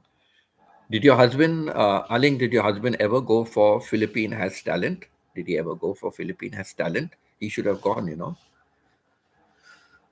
Philippine Has Talent. I can imagine Philippine Has Talent. What a tough time the judges must be having. Philippine Has Talent. Now after COVID, like it has stopped. Like I don't see it nowadays. But I can just imagine what a tough time the Filipino judges must be having, because one better than the other, right? Voices they must be singing, and I wish they started again, and I can, I can watch one of those talent contests. Or I must check old talent contests. I must check the old ones and see. Yeah, I must go and Google and check some old ones. Me, if I am live in my Facebook page, I sing, but not here in YouTube because yeah, YouTube has a lot of copyrights. Yes, you're right. YouTube has a copyright. Okay, Facebook and all doesn't have, huh? Okay, okay, okay. So you sing that. So sing a non-copyright song for us over here. You want to come co-host with me, Aling? I'm looking for co-host. You want to co-host with me anytime?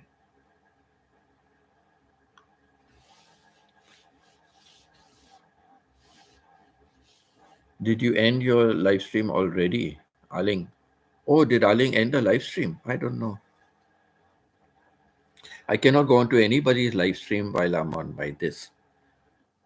But when I have my extra phones, I am going to see. When I have my extra phones, I'm going to see how I can separate my Hector account. My Hector account is a separate account, but my Hector account is on my laptop, and I cannot log into my phone because my phone is already with my Burton Academy, right? So I cannot log in to the phone with my Hector account. I don't want to upset that one. So when I have my other extra phones, like I told you, I have a phone, my old Samsung phone that is not charging. Something has gone wrong with the charging port. I've not yet ordered for a mobile charger. I've not yet ordered for that. A roaming charger, no, what's it called? So I've not yet ordered for that. So when I do that, I will. So when I'm able to use that phone, I'm going to use that phone and transfer my Hector account to that phone. So it will be separate, complete separate account. It will be.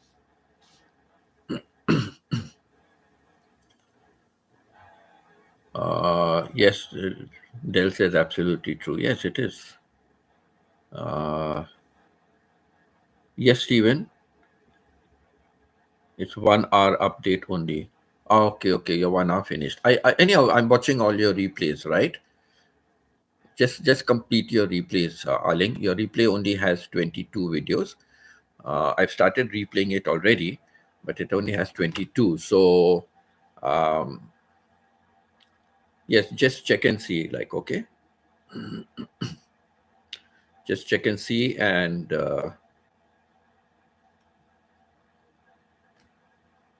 then I will play it. Like, I will play your full list.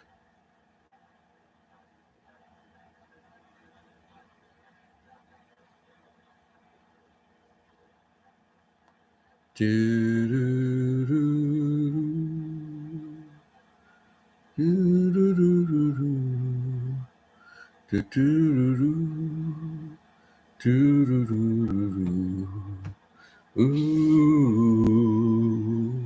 precious moment.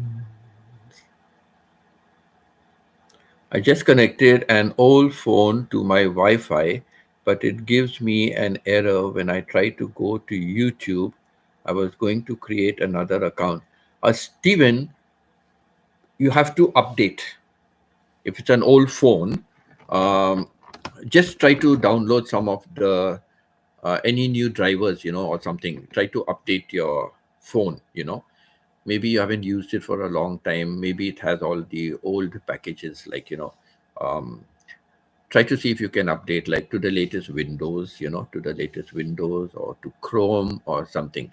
And then sometime you keep, if you keep it on continuously, you will be getting notifications. Keep all your notifications on, then you'll get notifications to update. All your apps also get, I get like a lot of notifications saying to update my Messenger. Messenger updates very often. I get that, to update my WhatsApp, so it updates to the latest, then it will work.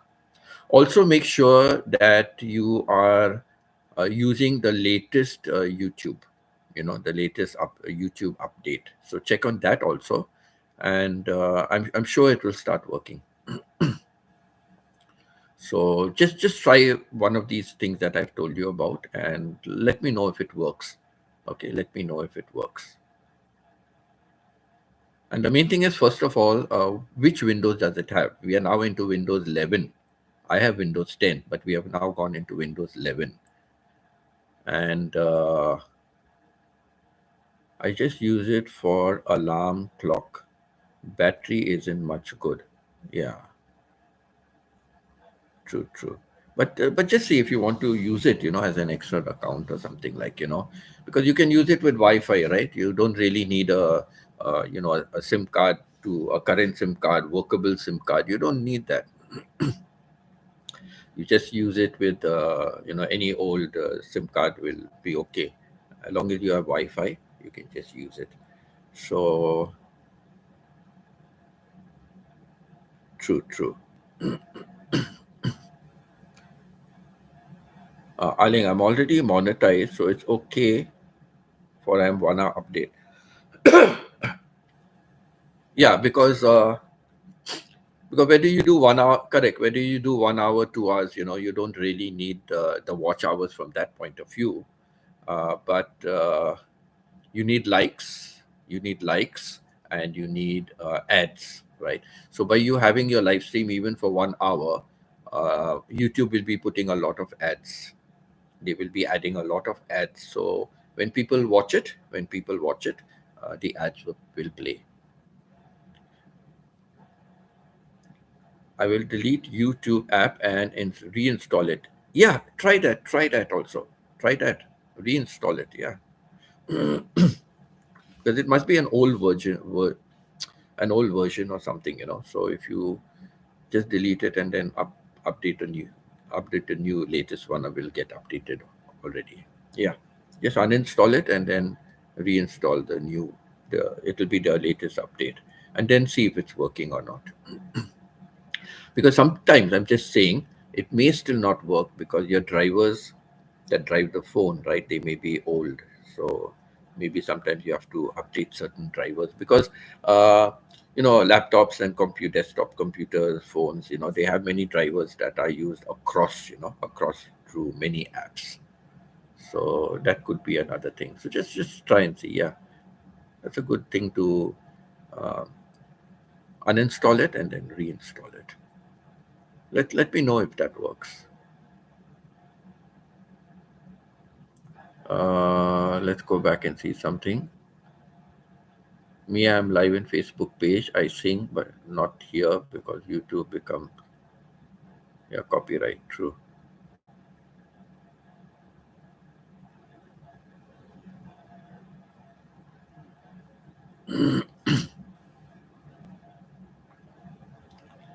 Right. So we've completed all that. So Aling, did your husband take part? Did your husband take part before in Philippine Got Talent or something like that? Did he ever take part in all that?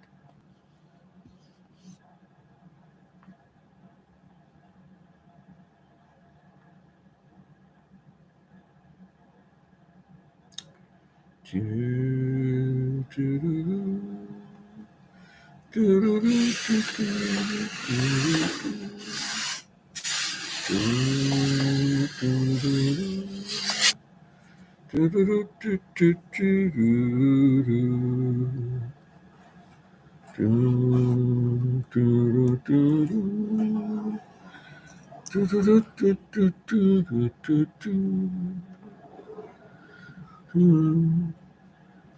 laptop needs cleaning. It has picked up a lot of dust over here.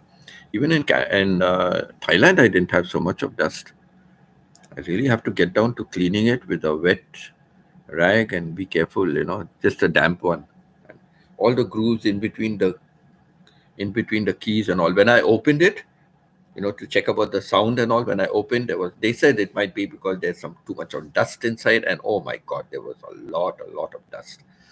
I don't have a nice brush. I'm going to buy a nice brush, just to brush so I'm not, upsetting too many things. A nice fine feather type of kind of, no, not feather, it needs a little harder brush. I must check and buy one like that. So now open my laptop from behind and start cleaning it also often, like, too much dust, too much dust. Dell still here watching, working. Got 3 projects to finish by Sunday. Wow! But as I always say, the busier you are at work, the better it is, right? Not only is it helping to pass your time, but it's a lot of income, right? So there's so many people who don't have jobs. And honestly, I always say nothing like your own business, nothing like working for yourself. Many people don't understand that concept. They don't understand that concept. The negative factor is that, when you have headaches, it's you who have to bear the headache, right? If there's any problem, it's you that has to solve the problem. If there's any downsides taking place in the market, it is you that is affected, right? So that way it has a lot of responsibility, right? But if you manage carefully, if you manage wisely, if you do things, you have a good strategy in place, people will still come to you. People will still come to you. And the fact that you are so busy means you're running a very good company and people are buying from you. So that really, that speaks a lot, about your company. So yeah, good. Your hard work is paying off, Hard work is paying off.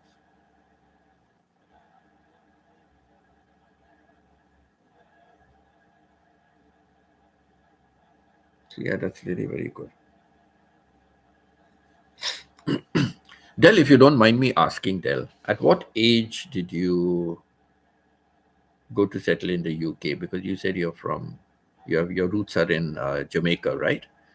So, how young were you when you went to the UK? Because you have done well for yourself in the UK, though you don't like the place, the weather, blah blah blah. But you have really done well for yourself, and that's a pat on the back, right? Very commendable pat on the back. Because like I always say, it's never what you have been in the past. It is always what you are now. So, for example, like I was very successful. I was vice principal of a school. I was earning a high salary. Ah, you were born in London. Okay, that's good. That's good. Yeah, better still for you. Okay, you were born in London. That's good. That's good. So you've had a thorough British education and a thorough Britisher. Okay, okay. So your roots originally, your parents or grandparents or whatever. Right, right. Yeah, so as I was saying, like I was vice principal of a school, I was earning a lot of money, and I had a good status like that from that point of view. Today, I don't have anything, right? But so it's always a question of who you are today, not what you were yesterday or day before or last year, or who you are today. That is your success. But I'm happy with whatever I have today. God has given me, God has provided me. I'm contented and happy with what I have. I would still love to work. Not that I don't want to work. I want to work. If I remain in Canada, I can work as long as the company hires me. I can work. So my daughter did give me an idea. My daughter did give me an idea. She said, "Dad, don't do all the security job and all these other jobs. But she said, like, you want to go to India for a trip, go to India, go to your colleges,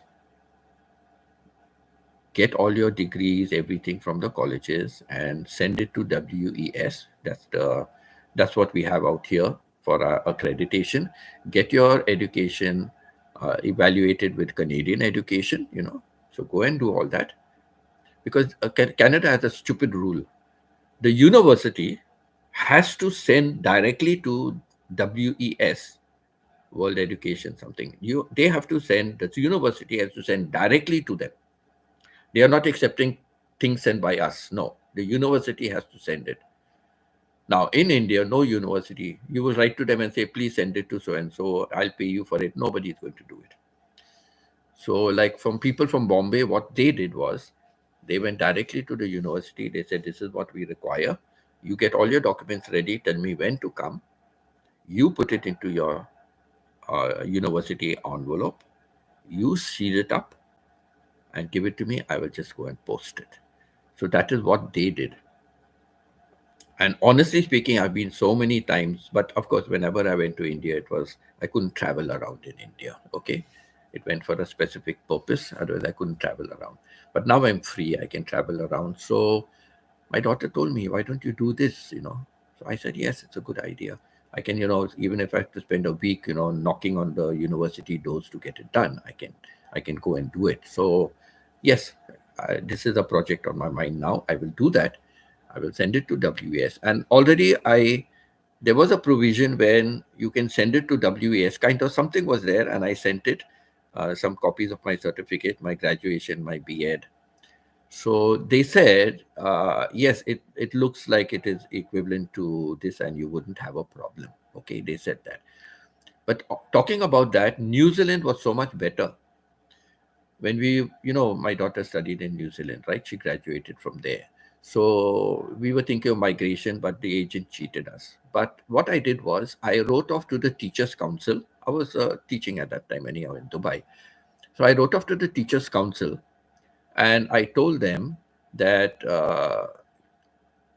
I first of all I wrote and said I want my education evaluated. They have a NZQA, New Zealand Qualification Assessment Authority, New Zealand Qualification Authority. So what you have to do is just send them copies of your certificate, diplomas, degrees, diplomas, certificates. Just send them copies of that. They do their own work. They do their own spade work of finding out, the authenticity of it or whatever it is. They have their system and they do it. And then they send you a report of the equivalency with the New Zealand uh, course of studies. So I qualified for all of that on two different grade levels. I qualified for all of that. My B.Ed qualified on a higher grade than my BA and my diploma. So, simple process. Once I received the qualification from them, I still have it with me. So once I received that qualification from them, I wrote to the Teachers Council. I send them copies of the evaluation of my degrees. I send them my copies of my degrees. I send them the NZQA evaluation report. And I told them I want to register with the Teachers Council in New Zealand. Voila. They looked at it, they assessed it. They sent me a temporary, I still have the original card with me. They sent me a temporary registration. And the letter they sent me said that whenever you finally do come to settle down in New Zealand, right, you can use this card. And then you can, once you get a teaching job in New Zealand, you can change this from temporary to a permanent. Such an easy system. Canada, that's why I hate Canada. They make it so difficult for every damn thing out here. So, so with the result, um, I haven't got my qualifications attested here because no university is going to do that.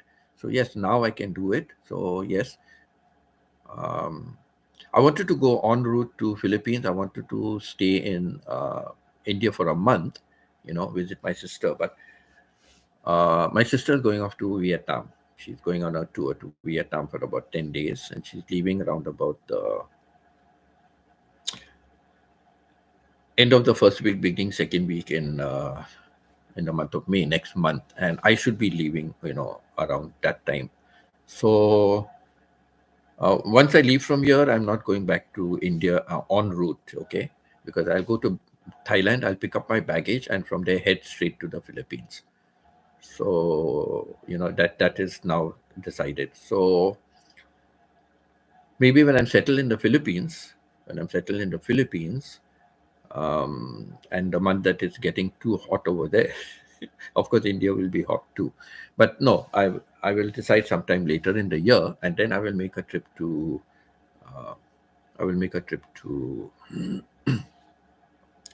India.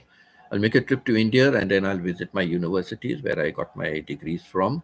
Um, you know, Tell them like this is the problem, like it has to be done, and get everything from them. My mark sheets, my transcripts, and get all that from them. Pay them whatever they want. Get all that done. Let them put it into an envelope, and then I just mail it out from their city only. I'll mail it out, and yeah, let WES let them take their time to whatever they want to do and assess it to. And the minute they assess it to me, my daughter said, like, don't go to take all these security jobs which are not paying anything, because I can see Canada has become expensive, more expensive than when I left, and more expensive every year. So she said, she said that if you can get a teacher's job, like out here where I am, like kind of in Alberta, they pay up to 80,000 a year. Up to 80,000 a year you can get. So 60 to 80,000, which is around 5,000 Canadian dollars, which is not a bad salary. You know, it's not a bad salary.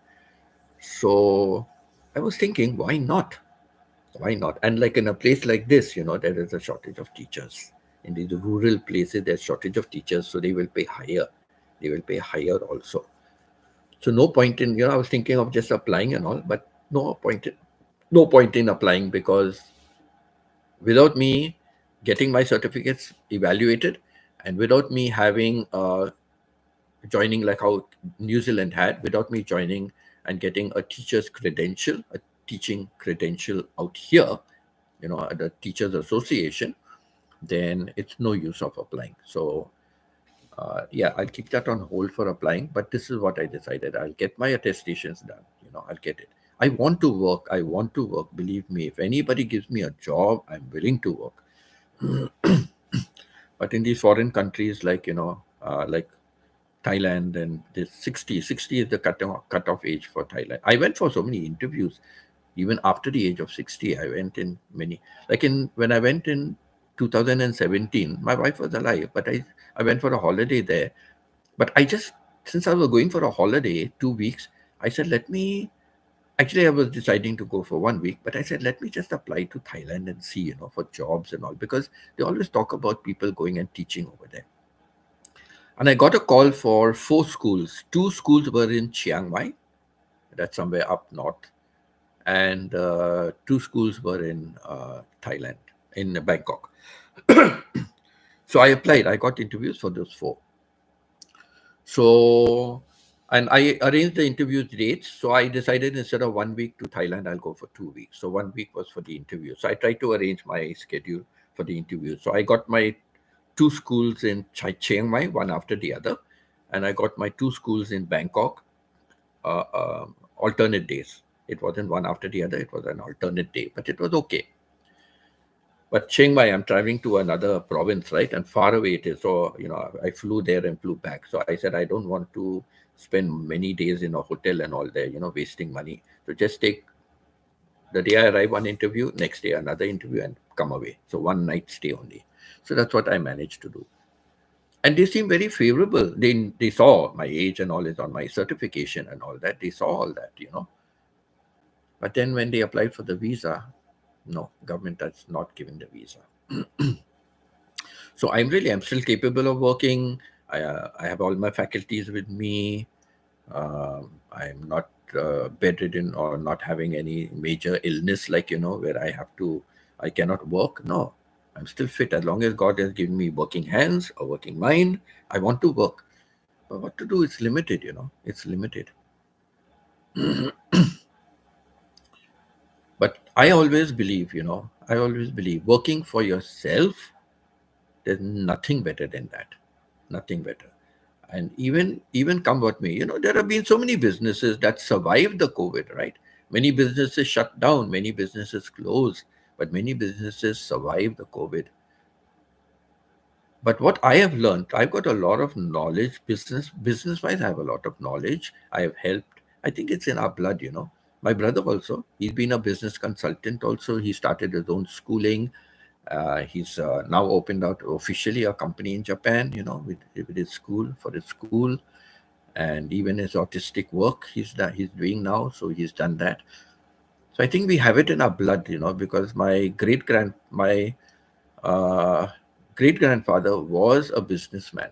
My great grandfather was a businessman. So I think we have that acumen in us to do it. And I've helped many people. I know I don't know, I must have mentioned it many times. I've helped my stationery guy. There was a stationery guy that used to come and supply, stationery to us. So I helped him to get his first, job in our school for supplying stationery, and then it began to increase. And I used to keep telling him, what about this? What about that? Have you tried this? What about doing that? And one by one, he started doing it, and he really became more successful. Just to give you one small incident.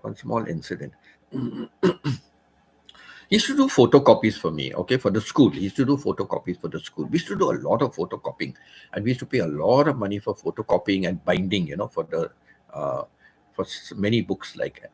Especially it was the Arabic books, like it was like we divided it. One book was for two different class levels. So half, like, let's say, in grade 6 and the other half in grade 7. So we decided to do photocopying, and we did color page photocopying and all, and good binding and all. So, like, I gave him the order, and I said, let me know how much, how your binding is, how your printing is. I want to see. Now, many of you may not know, but like, those that you of you know it, Dubai, UAE, United Arab Emirates, is made up of 7 emirates, and they are quite far from each other. So Dubai is one emirate, and Fujairah is a far away emirate. Okay, you have to really travel almost like I don't know exactly, but maybe about 500-600 miles, or more than that. You have to travel. So it's really far. You spend a good 3 hours on the road, like around 3.5 hours. You spend a good, or maybe 2.5 to 3.5 hours, uh, depending on traffic, you would spend to travel, like. So it's really far. So he used to take orders from Dubai, travel all the way to Fujairah to give it to some company over there, and then put a markup on that, and then come back to Dubai and sell it. So one day I just casually told him, I said, he has only a wife and a son. Okay. I said, does your wife work? He said, no, my wife doesn't work. So I said, okay, your wife doesn't work. And your son goes to school, right? Whole day he goes to school, morning to this. What does your wife do at home? No, housewife, just cooking and tidying up the house, and those kind of things. Now, husband out of the house, son out of the house, how much cooking you're doing, how much tidying of the house you are doing. And they were not living in a very big house, kind of. So I told him, I said, I have a suggestion for you. Now, you have been in the stationery. He used to work for somebody else before. Then he built up a lot of knowledge. So he started his own. So I told him, you have a lot of knowledge with this. Why don't you look? I know, photocopying machine, a new one will be very expensive. But you have an idea about photocopying machines. So why don't you see if you get a good second-hand one? If you get a good second-hand photocopy machine, you can buy it and keep it in your house. Teach your wife how to operate a photocopy machine. Get a binder, do all your spiral bindings or whatever bindings, all those kind of bindings. Get a machine for that. Give it to tell your wife how to do that. Teach her how to do it. So at home, when she's sitting down, and have a lot of spare time, she can do this. First of all, wear and tear on your car. You're driving all the way to Fujairah and coming back. So if he gets an order in today, right? And he gets an order tomorrow, he's going there, and suddenly day after he gets an order again, he's going there. And then the thing is, like, sometimes he's driving kind of every day, kind of, in a way, because he's getting orders on a daily basis, because he has to give it back also, right? He has to supply it. He cannot wait like 1 week. The school wants it back quickly. So I told him, you get it and you keep it here. So he saves on the wear and tear of the car going all the way there. He saves on gas money going all the way there, the gas money. He can work at a cost price. There he's working at other people's cost price, and then he's doing a markup. So the price is higher. What he's supplying to us over here is a higher price. But what price he's buying it there, the cost price for him, he can sell it. It'll be cost price for him here, and he can sell it at a lower cost, right? He can sell it at a lower margin for us, because his cost price will be much lower than what those people are getting, right? What those people are selling it to him for, his cost price will be much lower. So what he's buying there, he could sell it here at that rate. So the school will benefit, because they will say, wow, we're getting it cheaper, and good quality work. So he started doing that. He was so happy. How much he came and thanked me. He came and thanked me so much. He said, it's really working, and my profit margin is so much better, and I'm really saving so much of time. So, if he gets an order, he can just come home that very day. He can come home at that very hour, kind of, if he's finished his rounds with the schools, he can come home, tell his wife, okay, this is the order we've got. This is it. This is what has to be done. Here's the sample. This is what has to be done. Finished. And then he can proceed in the afternoon after lunch. He can go for his other appointments, So he started doing that, and he was very happy for that.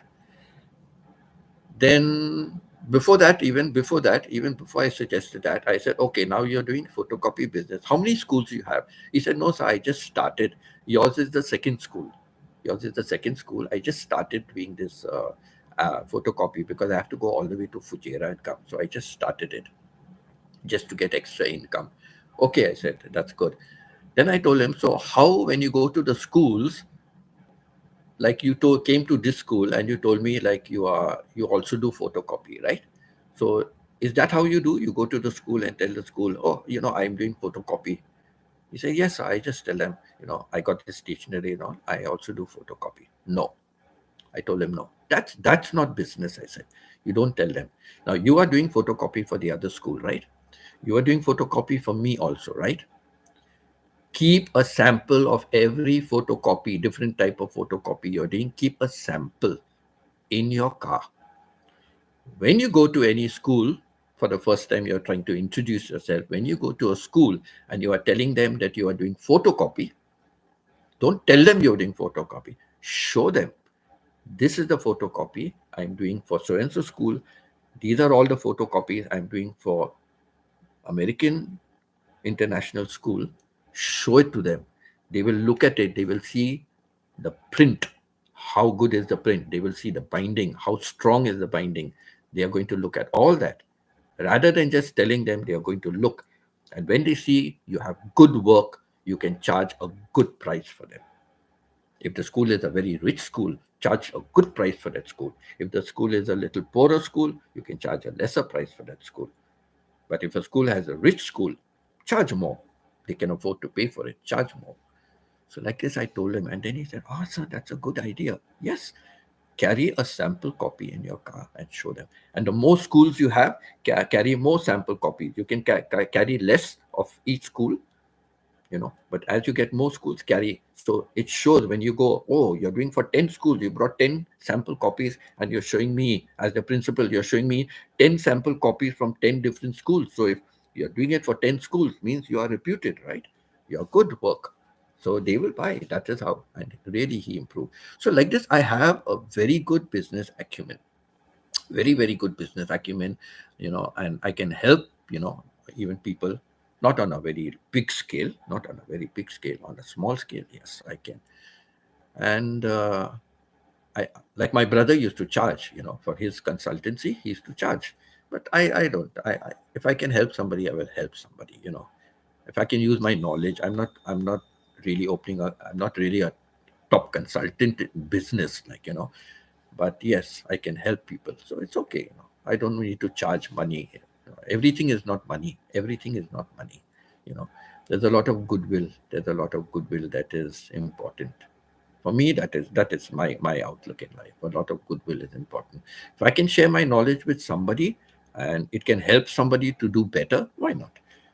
I never ever had the capital. I never had. But yes, I did have the capital to start Tisol. I did start in Dubai my Tisol business. Okay, I've always wanted to start. Every business needs capital. So one day I was doing a research and I saw Tisol, TESOL, teaching English to speakers of other languages. It is same like TEFL. TEFL is teaching English as a foreign language. Teaching English as a foreign language. And TESOL and TEFL is sort of almost interrelated. So I decided, let me take a franchise for this.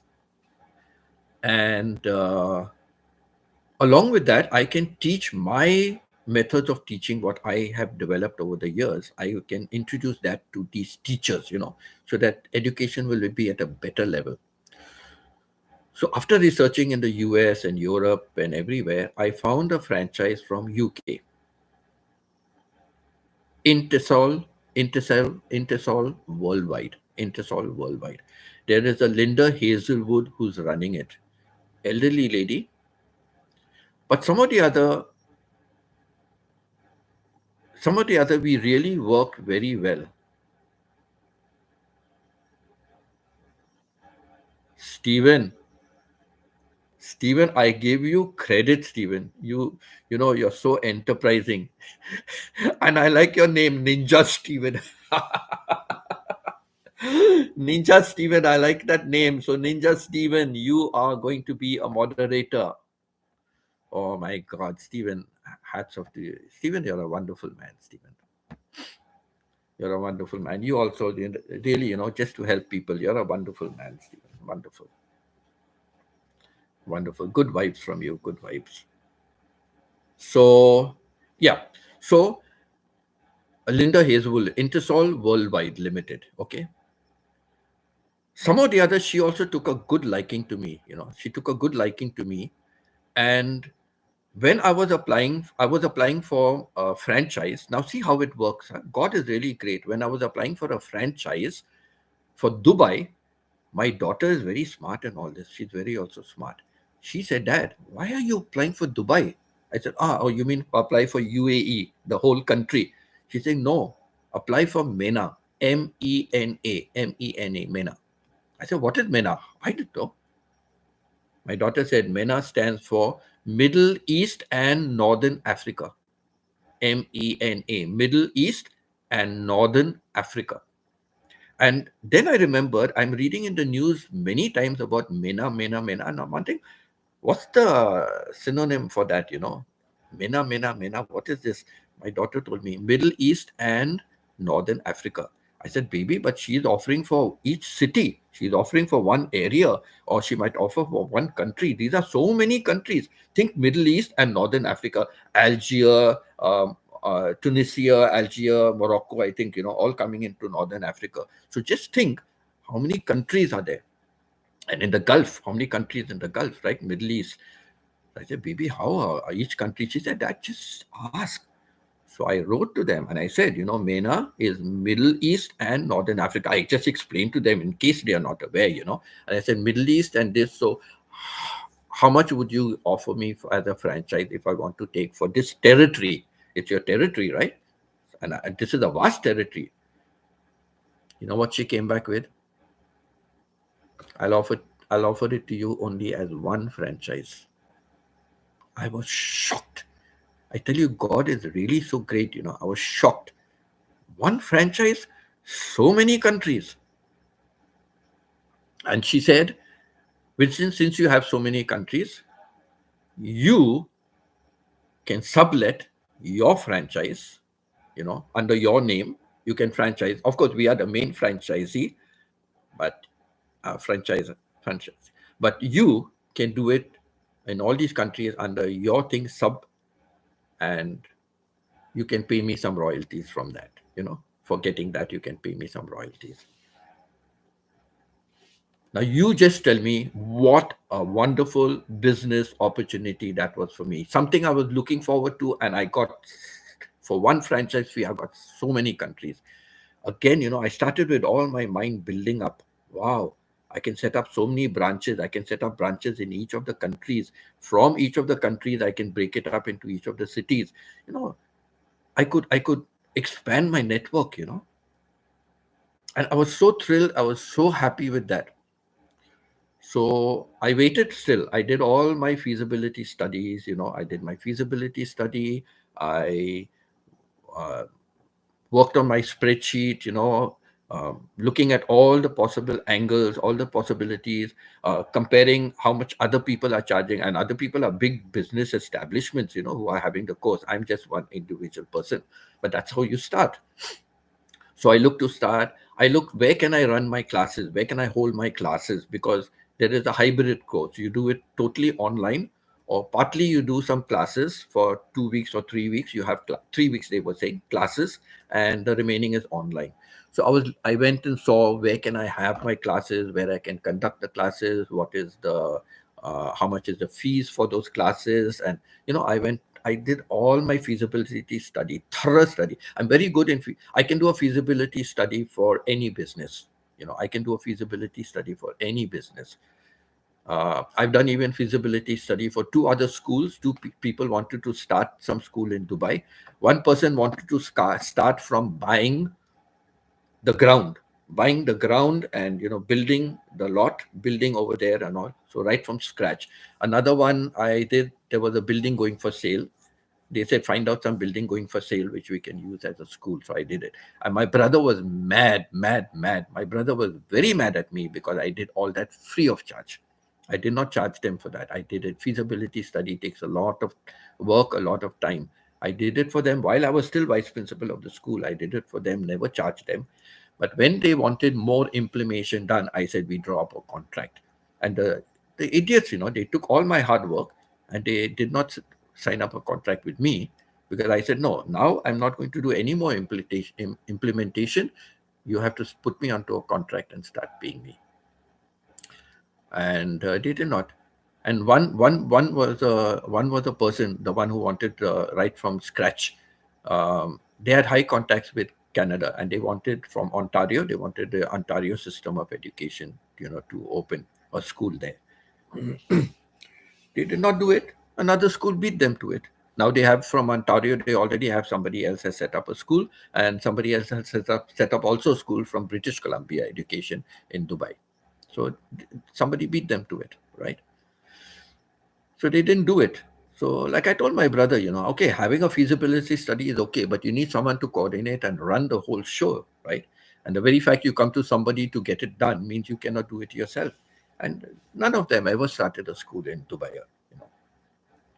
So I've done that feasibility study right from scratch, right down to equipments, furniture, infrastructure, everything. So I can do a feasibility study for any business.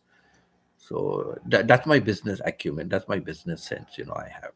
So I did all this for myself, and then I started. Then what happened was, there was another teacher in the school I just mentioned. I have taken this. I'm going to start this business. I paid the franchise money, and I'm going to start operating this, TESOL class. And she said, "Wow, that's good and all." Now, coincidentally, my principal had mentioned to me before that he is looking for somebody who can have some TESOL class, and he wants to send some of the teachers, to do the course, the TESOL course. So he had told me this, and I said, okay. When I gave him some proposals from other people and let him work on what he wants, I gave it to him. But this teacher went and told my principal that, Mr. Burton already has a franchise for TESOL. So my principal called me and he said, Winston, you have a franchise for TESOL? I said, yes. I told you I'm looking for somebody and you are giving me everybody else. Why are you not giving me your franchise? I told him, I said, the reason is because I'm the vice principal here. And if you impose this, you make it like compulsory or something, or whatever it is you want to, they will think like it is a collaboration because it is me as vice principal, therefore we are forcing them to do it. He's saying it's not force, it is voluntary. If they want to do it, voluntary.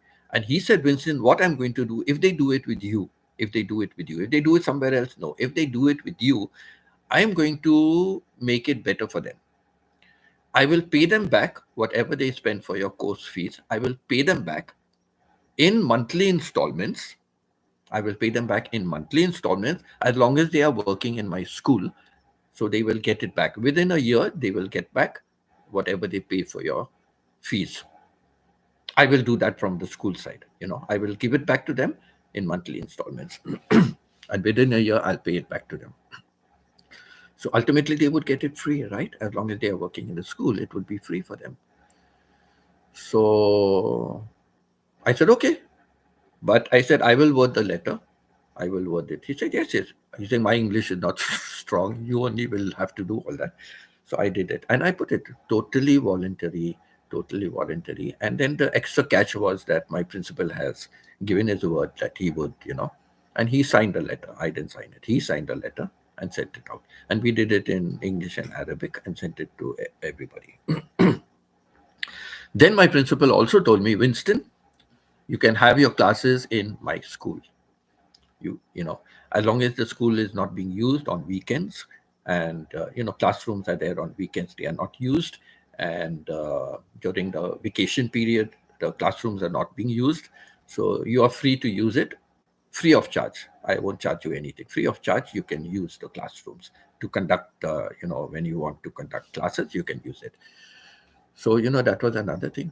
And then he told me a further thing. He said, many of our teachers, I said, many teachers are not joining, just a few are joining. Can I have teachers from other schools joining? And he said, yes, yes, you can have, but, you have to be responsible for how they behave and, with the furniture and all, you have to be responsible. I said, no, I'll take that responsibility. And he said, yes, you can get from other teachers also to come here, no problem. So very supportive he was. And that is how I finally started. We sent a letter out. I got a few teachers. Then I sent the same thing, to all my other schools. So teachers from there also joining. I finally managed to get 16. Not much it was, but for the first batch, I got 16 teachers. And a couple of months later, I followed it up because there were some more teachers. And so 4 more teachers from my school joined. 4 teachers from my school joined. So altogether, I had a batch of 20 students. Can you imagine? For 20 children, I had paid up my franchise. I paid my franchise fully for the 20 children. I mean, 20 children, I'm saying, the 20 teachers. I paid my franchise fully. Then I was also looking at somebody to hire somebody and pay them to teach, what I wanted to teach. But then there were 2 reasons. First of all, they may not teach what I want them to teach, right? Because each teacher likes to have their own method. So they may not do it what I want. That's number 1. 2, it was getting costly to pay another teacher.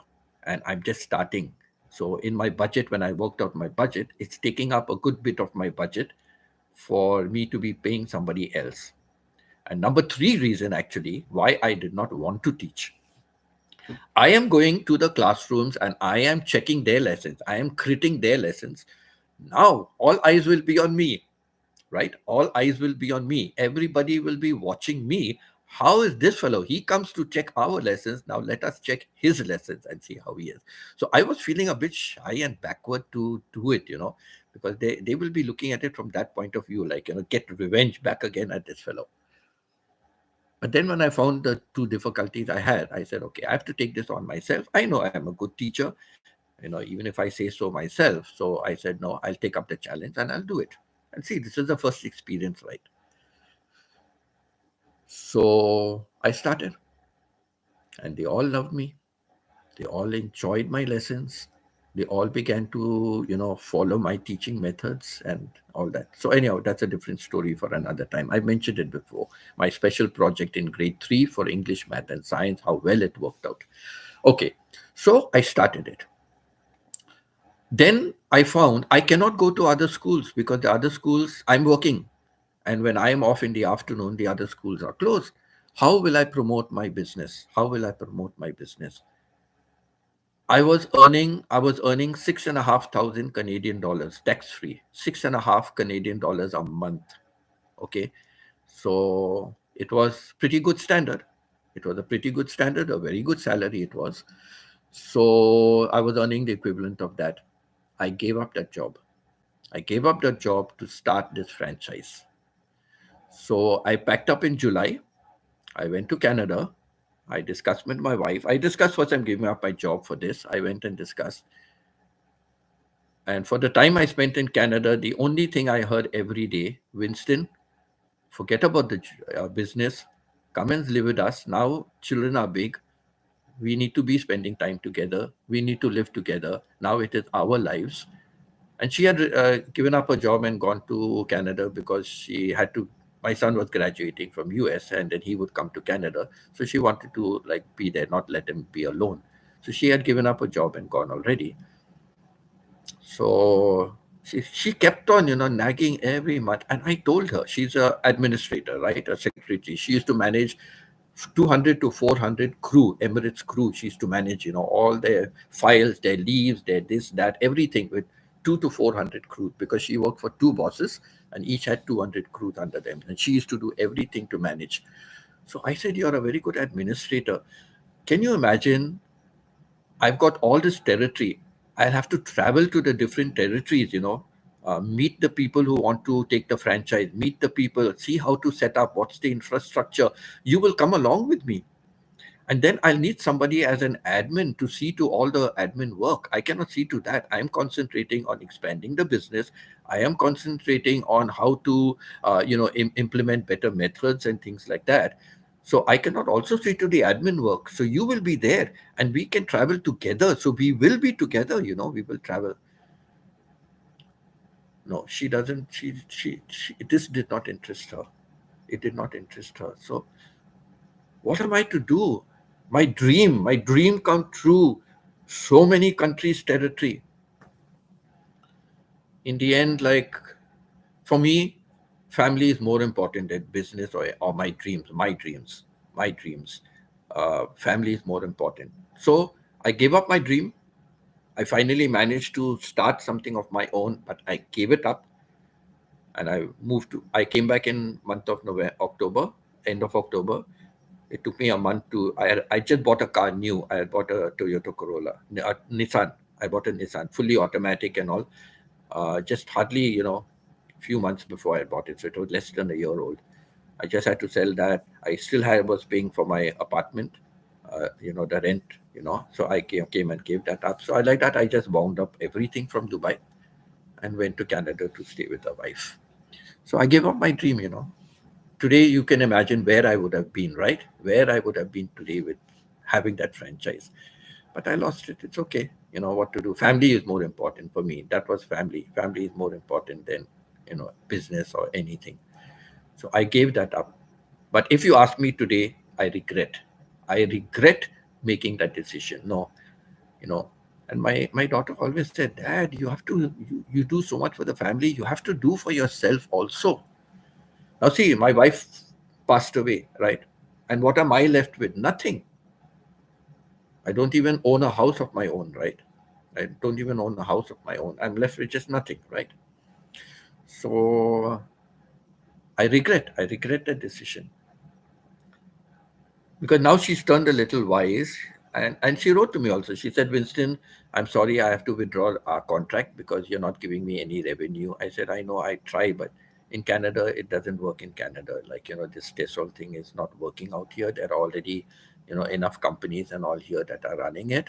So it's not going to work out so well here, I said. And my wife wants me to be here. I cannot go back to Dubai. So I lost that contract.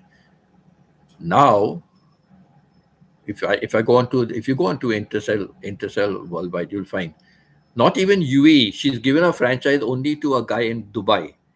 So I was asking her after some years. I asked her, supposing I want to take the franchise to UAE, what can I do? She said, Winston, I'm sorry, I cannot give you your same kind of franchise that you had before. I cannot do that.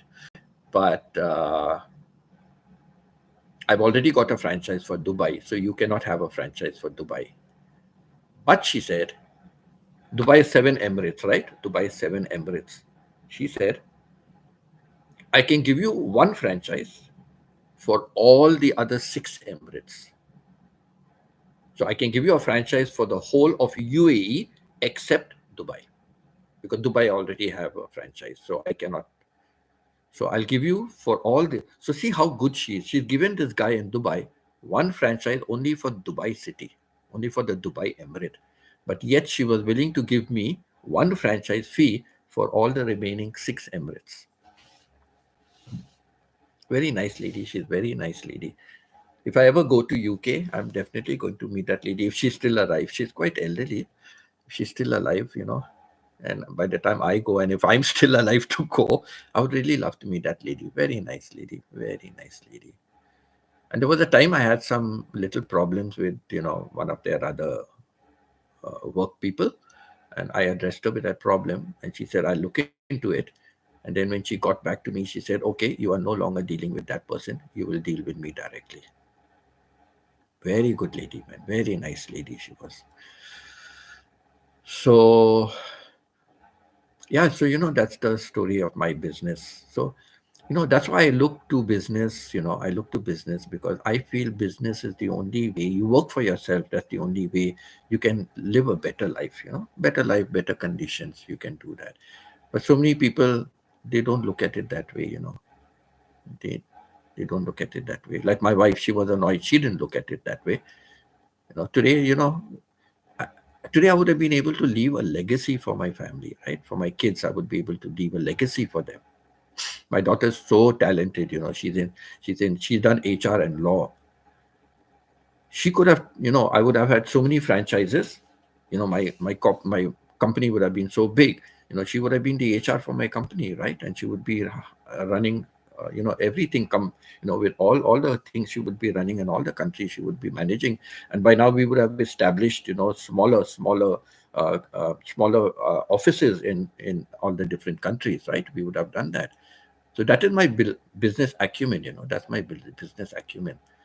But I was hit on the head, for the sake of family, I was hit on the head. I tried to do it in Thailand. I tried to revive, but to do Tesol, you need a good level of English, and that is lacking in Thailand. The people, even like now, uh, I came in contacts with that one person, right, who had that resort. She wanted me to improve the resort. Her children, three of her kids are in the police force, and one is in the teaching in the police academy. But the English is not strong, so they would not. I cannot even get them to do the course because they don't qualify. From the English point of view standard, they don't qualify to be able to take the course first of all. So I looked into it a lot. I was so determined. And she said, like for Thailand, the fee would be higher, and that is when we decided on, okay, I'll keep my base as Dubai. And that's when she told me, I've already got somebody for Dubai, but if you want, I'll give you the other 6 Emirates for one franchise, and you keep Dubai as your base. So you can open in any, keeping Dubai as your main, I mean UAE as your main base, not Dubai, except for Dubai, but keeping UAE as your main base, you can have a branch anywhere, provided I don't already have somebody there. So in Thailand, she doesn't have anybody. So she said, so you can open, because she said it benefits me also, right? It benefits my company. The more places you are opening a branch, the better it is for my company also. So she said, like, so that's what you can do. For Thailand, it will be a higher fee. So you take it for UAE, it will be a lower fee, and you can have a branch in Thailand. Though you don't have anything in UAE, it doesn't matter. It will be a branch of Thailand. So I said, okay. But then I found it's not possible. So I said sorry, but now she's only giving like one country, at a time. Or Dubai, she gave only one city, not even the other, not even the whole country. She gave that person only one city. But yet, see how good she is. She's giving me all the other 6 Emirates. Wonderful lady. So I tried to revive it, but it's not going to be feasible now. Ever since COVID came, COVID and all that, it's not going to be feasible now. It's not going to be feasible. So that's why. Okay, then, Steven, good night. Good night. Sorry, I've really been talking a lot. I've really been talking a lot. Yeah, but business, I want to do. I want. So even in Philippines, if somebody is really ready, I'm willing to do it. I can start even with a small investment if they don't have. I can start not a big investment, anything small. I can start with a small investment. I can try and manage it depending upon how much it is, and you know establish it. I would love to do that because I'll be busy. I'll be busy here. I'm just sitting whole day. Okay, YouTube is occupying my time, but I can do YouTube also, simultaneously. So yeah, I want to do that. And one thing I did, 10% of my net profit, 10% of my net profit goes to charity. So that's what I did when I had my TESOL. When I had my TESOL, these two classes, 10% of my net profit went to charity. So it was like that. So charity is most prominent because if God gives me, I have to give also. If God gives me, I have to give back again. And I want to give back to education. That's why my Burton channel, I'm using my Burton channel. Whatever revenue I get from my Burton channel is going to help Filipino children who need to get a college education. It'll I'm using it for that. That is my bottom channel. Any kind of monetization I get for ads, for people paying subscriptions or whatever it is, everything from my button channel is going for college education for the Filipino children who cannot afford it. And I will do a tough screening, even if I have to go to the place and really find out they really need it. But I'm going to do it from, like, for example, Rosemary and Randy, they already have two kids who I've promised them I will help them, but they've already started with college. They've already started. So by the time I'm monetized, I don't know, will they need it, they won't need it, I don't know. But that's what I want, to get monetized quickly so I can start something like that. I help. So even my business, if I ever start something, 10% of net profit will go back into charity. 10% is quite a lot also. It'll go back into charity. I did that with my TESOL. So yeah, that is it. Okay, I think I've been a very long time also. Thank you, everyone. Thank you, Stephen, for the new channel. Thank you so much for the new channel. I'm also waiting to get to Philippines and have my ninjas, so I can help. Those who have helped me, I can help them. That's why I help Pitar a lot. I'm helping Aling. Aling needs ads. So if you ever see any of Aling's videos, please let the ads play. Get up and do something while the ad is going on. Just get up and do something and then come back, to watch the video. Or, if you're playing, I told her to create a playlist. So if any of you can just play, Stephen and the others, if you can just keep the playlist on.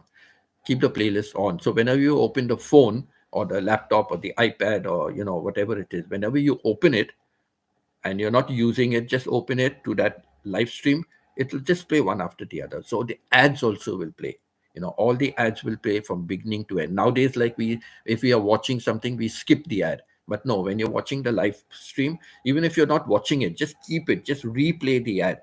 So that way, Aling, all the ads will play, so Aling will get her revenue from that. She's got monetization, but she needs ad revenue. So she will get that. And for Pita and myself, we are doing cross. So any of you also just play our live streams, play our live stream. That's the best we can get.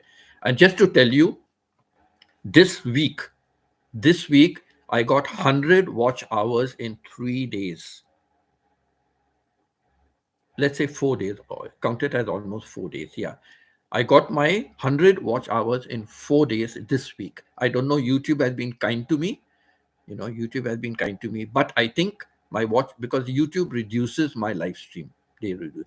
See, my silent live stream was 9 hours, nine something, say 9 hours. Now it is showing 1 hour. My night live stream was showing 9 hours after the live stream, but now it is showing 1 hour. So YouTube cuts down for whatever reason they cut down.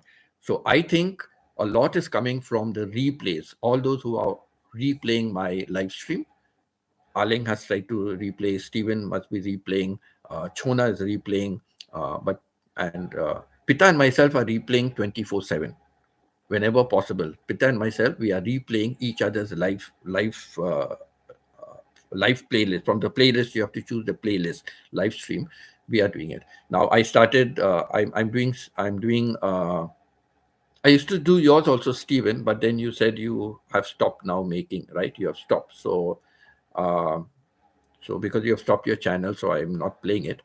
But otherwise, yes. Okay, my battery is going off. I better charge it before it goes off fully. Just 1 second. Let me quickly just charge it before it goes off. I will go off stream, but oh, come on, man, come on. I don't want it to suddenly end.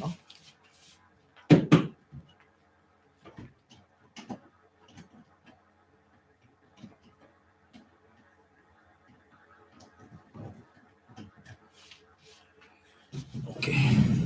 I don't want it to suddenly end. Yeah. So like Pita is playing and I'm playing non-stop. Even during the night, my laptop is open and her video and her live stream I'm playing. Whole night it is on. My laptop is on whole night and I'm playing it. And I think that is why Pita also is getting a lot of watch hours. So our live stream is going to get us a lot of extra watch hours. And as of today, I finally reached 1,900. So I still have 2,100. That's a long way to go. I'm not even halfway. So I still have a long way to go. But if I'm going to get, like, in 4 days, I'm going to get 100 watch hours. If that continues, it's going to be good. No, I can monetize faster. So I'm really thankful to you all for your support. It really, means a lot to me. And just remember, it is going for charity. It's not going for me. I can manage with my pension. I can manage alone with my pension, no problem. It's good enough. I can manage in Thailand, Philippines. I can manage with my pension. So that way. So thanks so much. I'm planning on leaving Ninja playing 24/7. Yes, thanks, Stephen.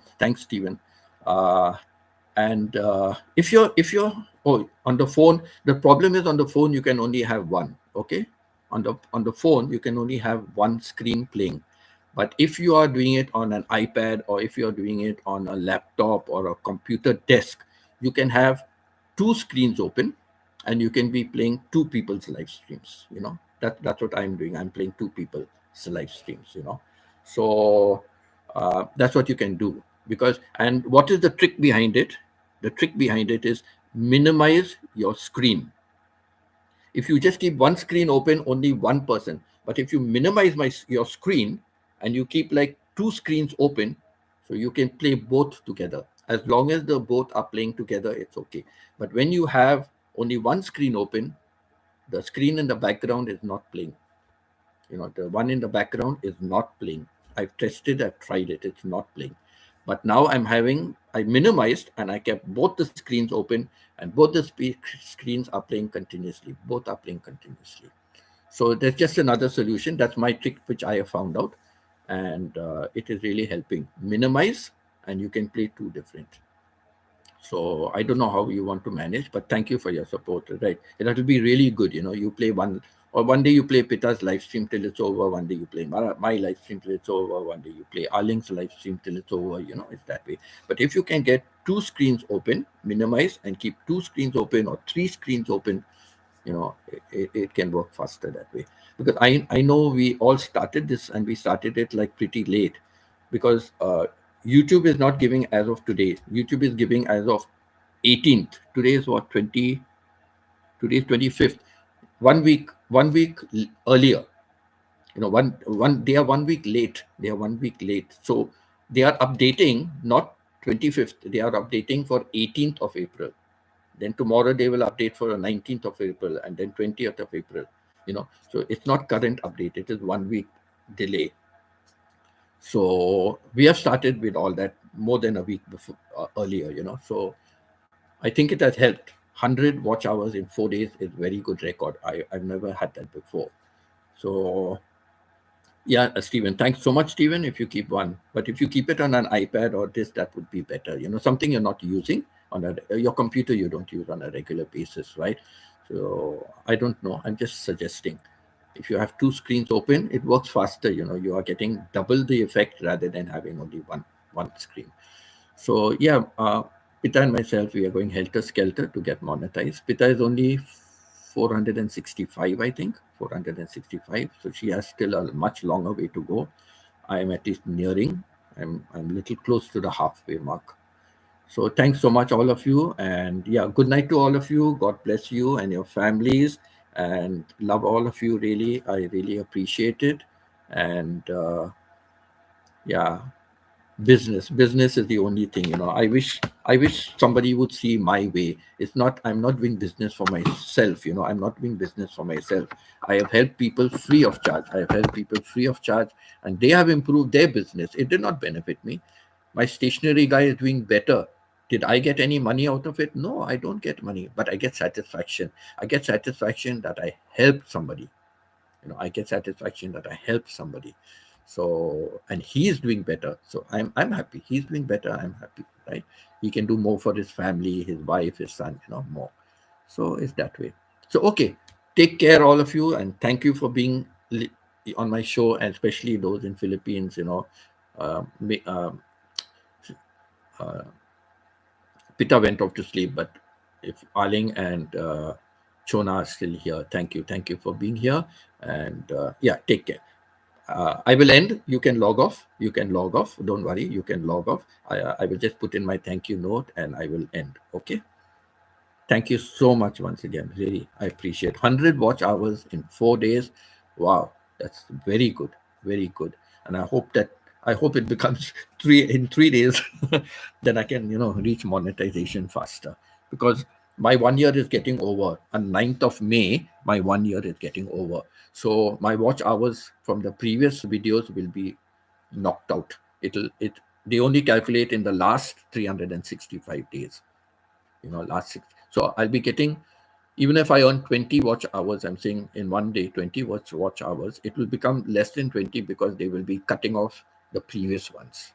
Okay, the previous ones. So anyway, thanks so much, all of you. God bless you. And yeah, thanks so much. And good, Stephen, if you're helping somebody 24/7, that's good. Just let it play. You don't have to watch, just let it play.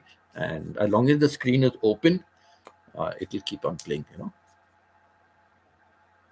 Yeah, that's why I told Arling, create a playlist for your live stream. Okay, then. Thank you so much. And I have to go off my laptop because I have to start playing the other live streams. While I'm using my laptop screen. That's why if I have a second laptop, it will be very ideal. Very ideal. I can use that second laptop 24/7. You know, I can use that laptop 24/7. I hope I get my brother's laptop repaired. Okay, take care. Bye. Love to all of you. Bye. Take care. Okay. Good session today. Lots of good things, lots of topics. I've been alternating between yours and Pita's playlists. Yes, I understand, Pita. I understand. Stephen, it's really good. Thank you so much. That's why I said, like, play one live stream, one list, and you can play another list. But I just gave an idea. If you can do it somewhere where you can minimize two screens, you can play Pita's and you can play mine simultaneously, and it'll get over faster, right? Rather than you doing one at a time. Both can be playing, and that's working. It is working that way. I've seen it is working. I had to put Ninja on charger. Battery not good at all. That's the only thing. That Ninja, the battery is not good. So, like my old laptop, I have to use the laptop like a desktop. It has to charge continuously. The minute I pull the charger out, the laptop is gone. And to change the battery, it's very expensive. It's a very old battery. It's a very old laptop, first of all. I don't know whether I'll get a battery for that also. So it's expensive to change the battery. So I use it as a desktop. That way. Okay, let me put in my thank you note after my breakfast also. Very late. Oh my God, look at the time. Yeah, it's okay. Well, a wonderful discussion today. So I don't regret it. We spoke about many things. And yes, really, I wish I can work. I really want to work. I really want to work. You know,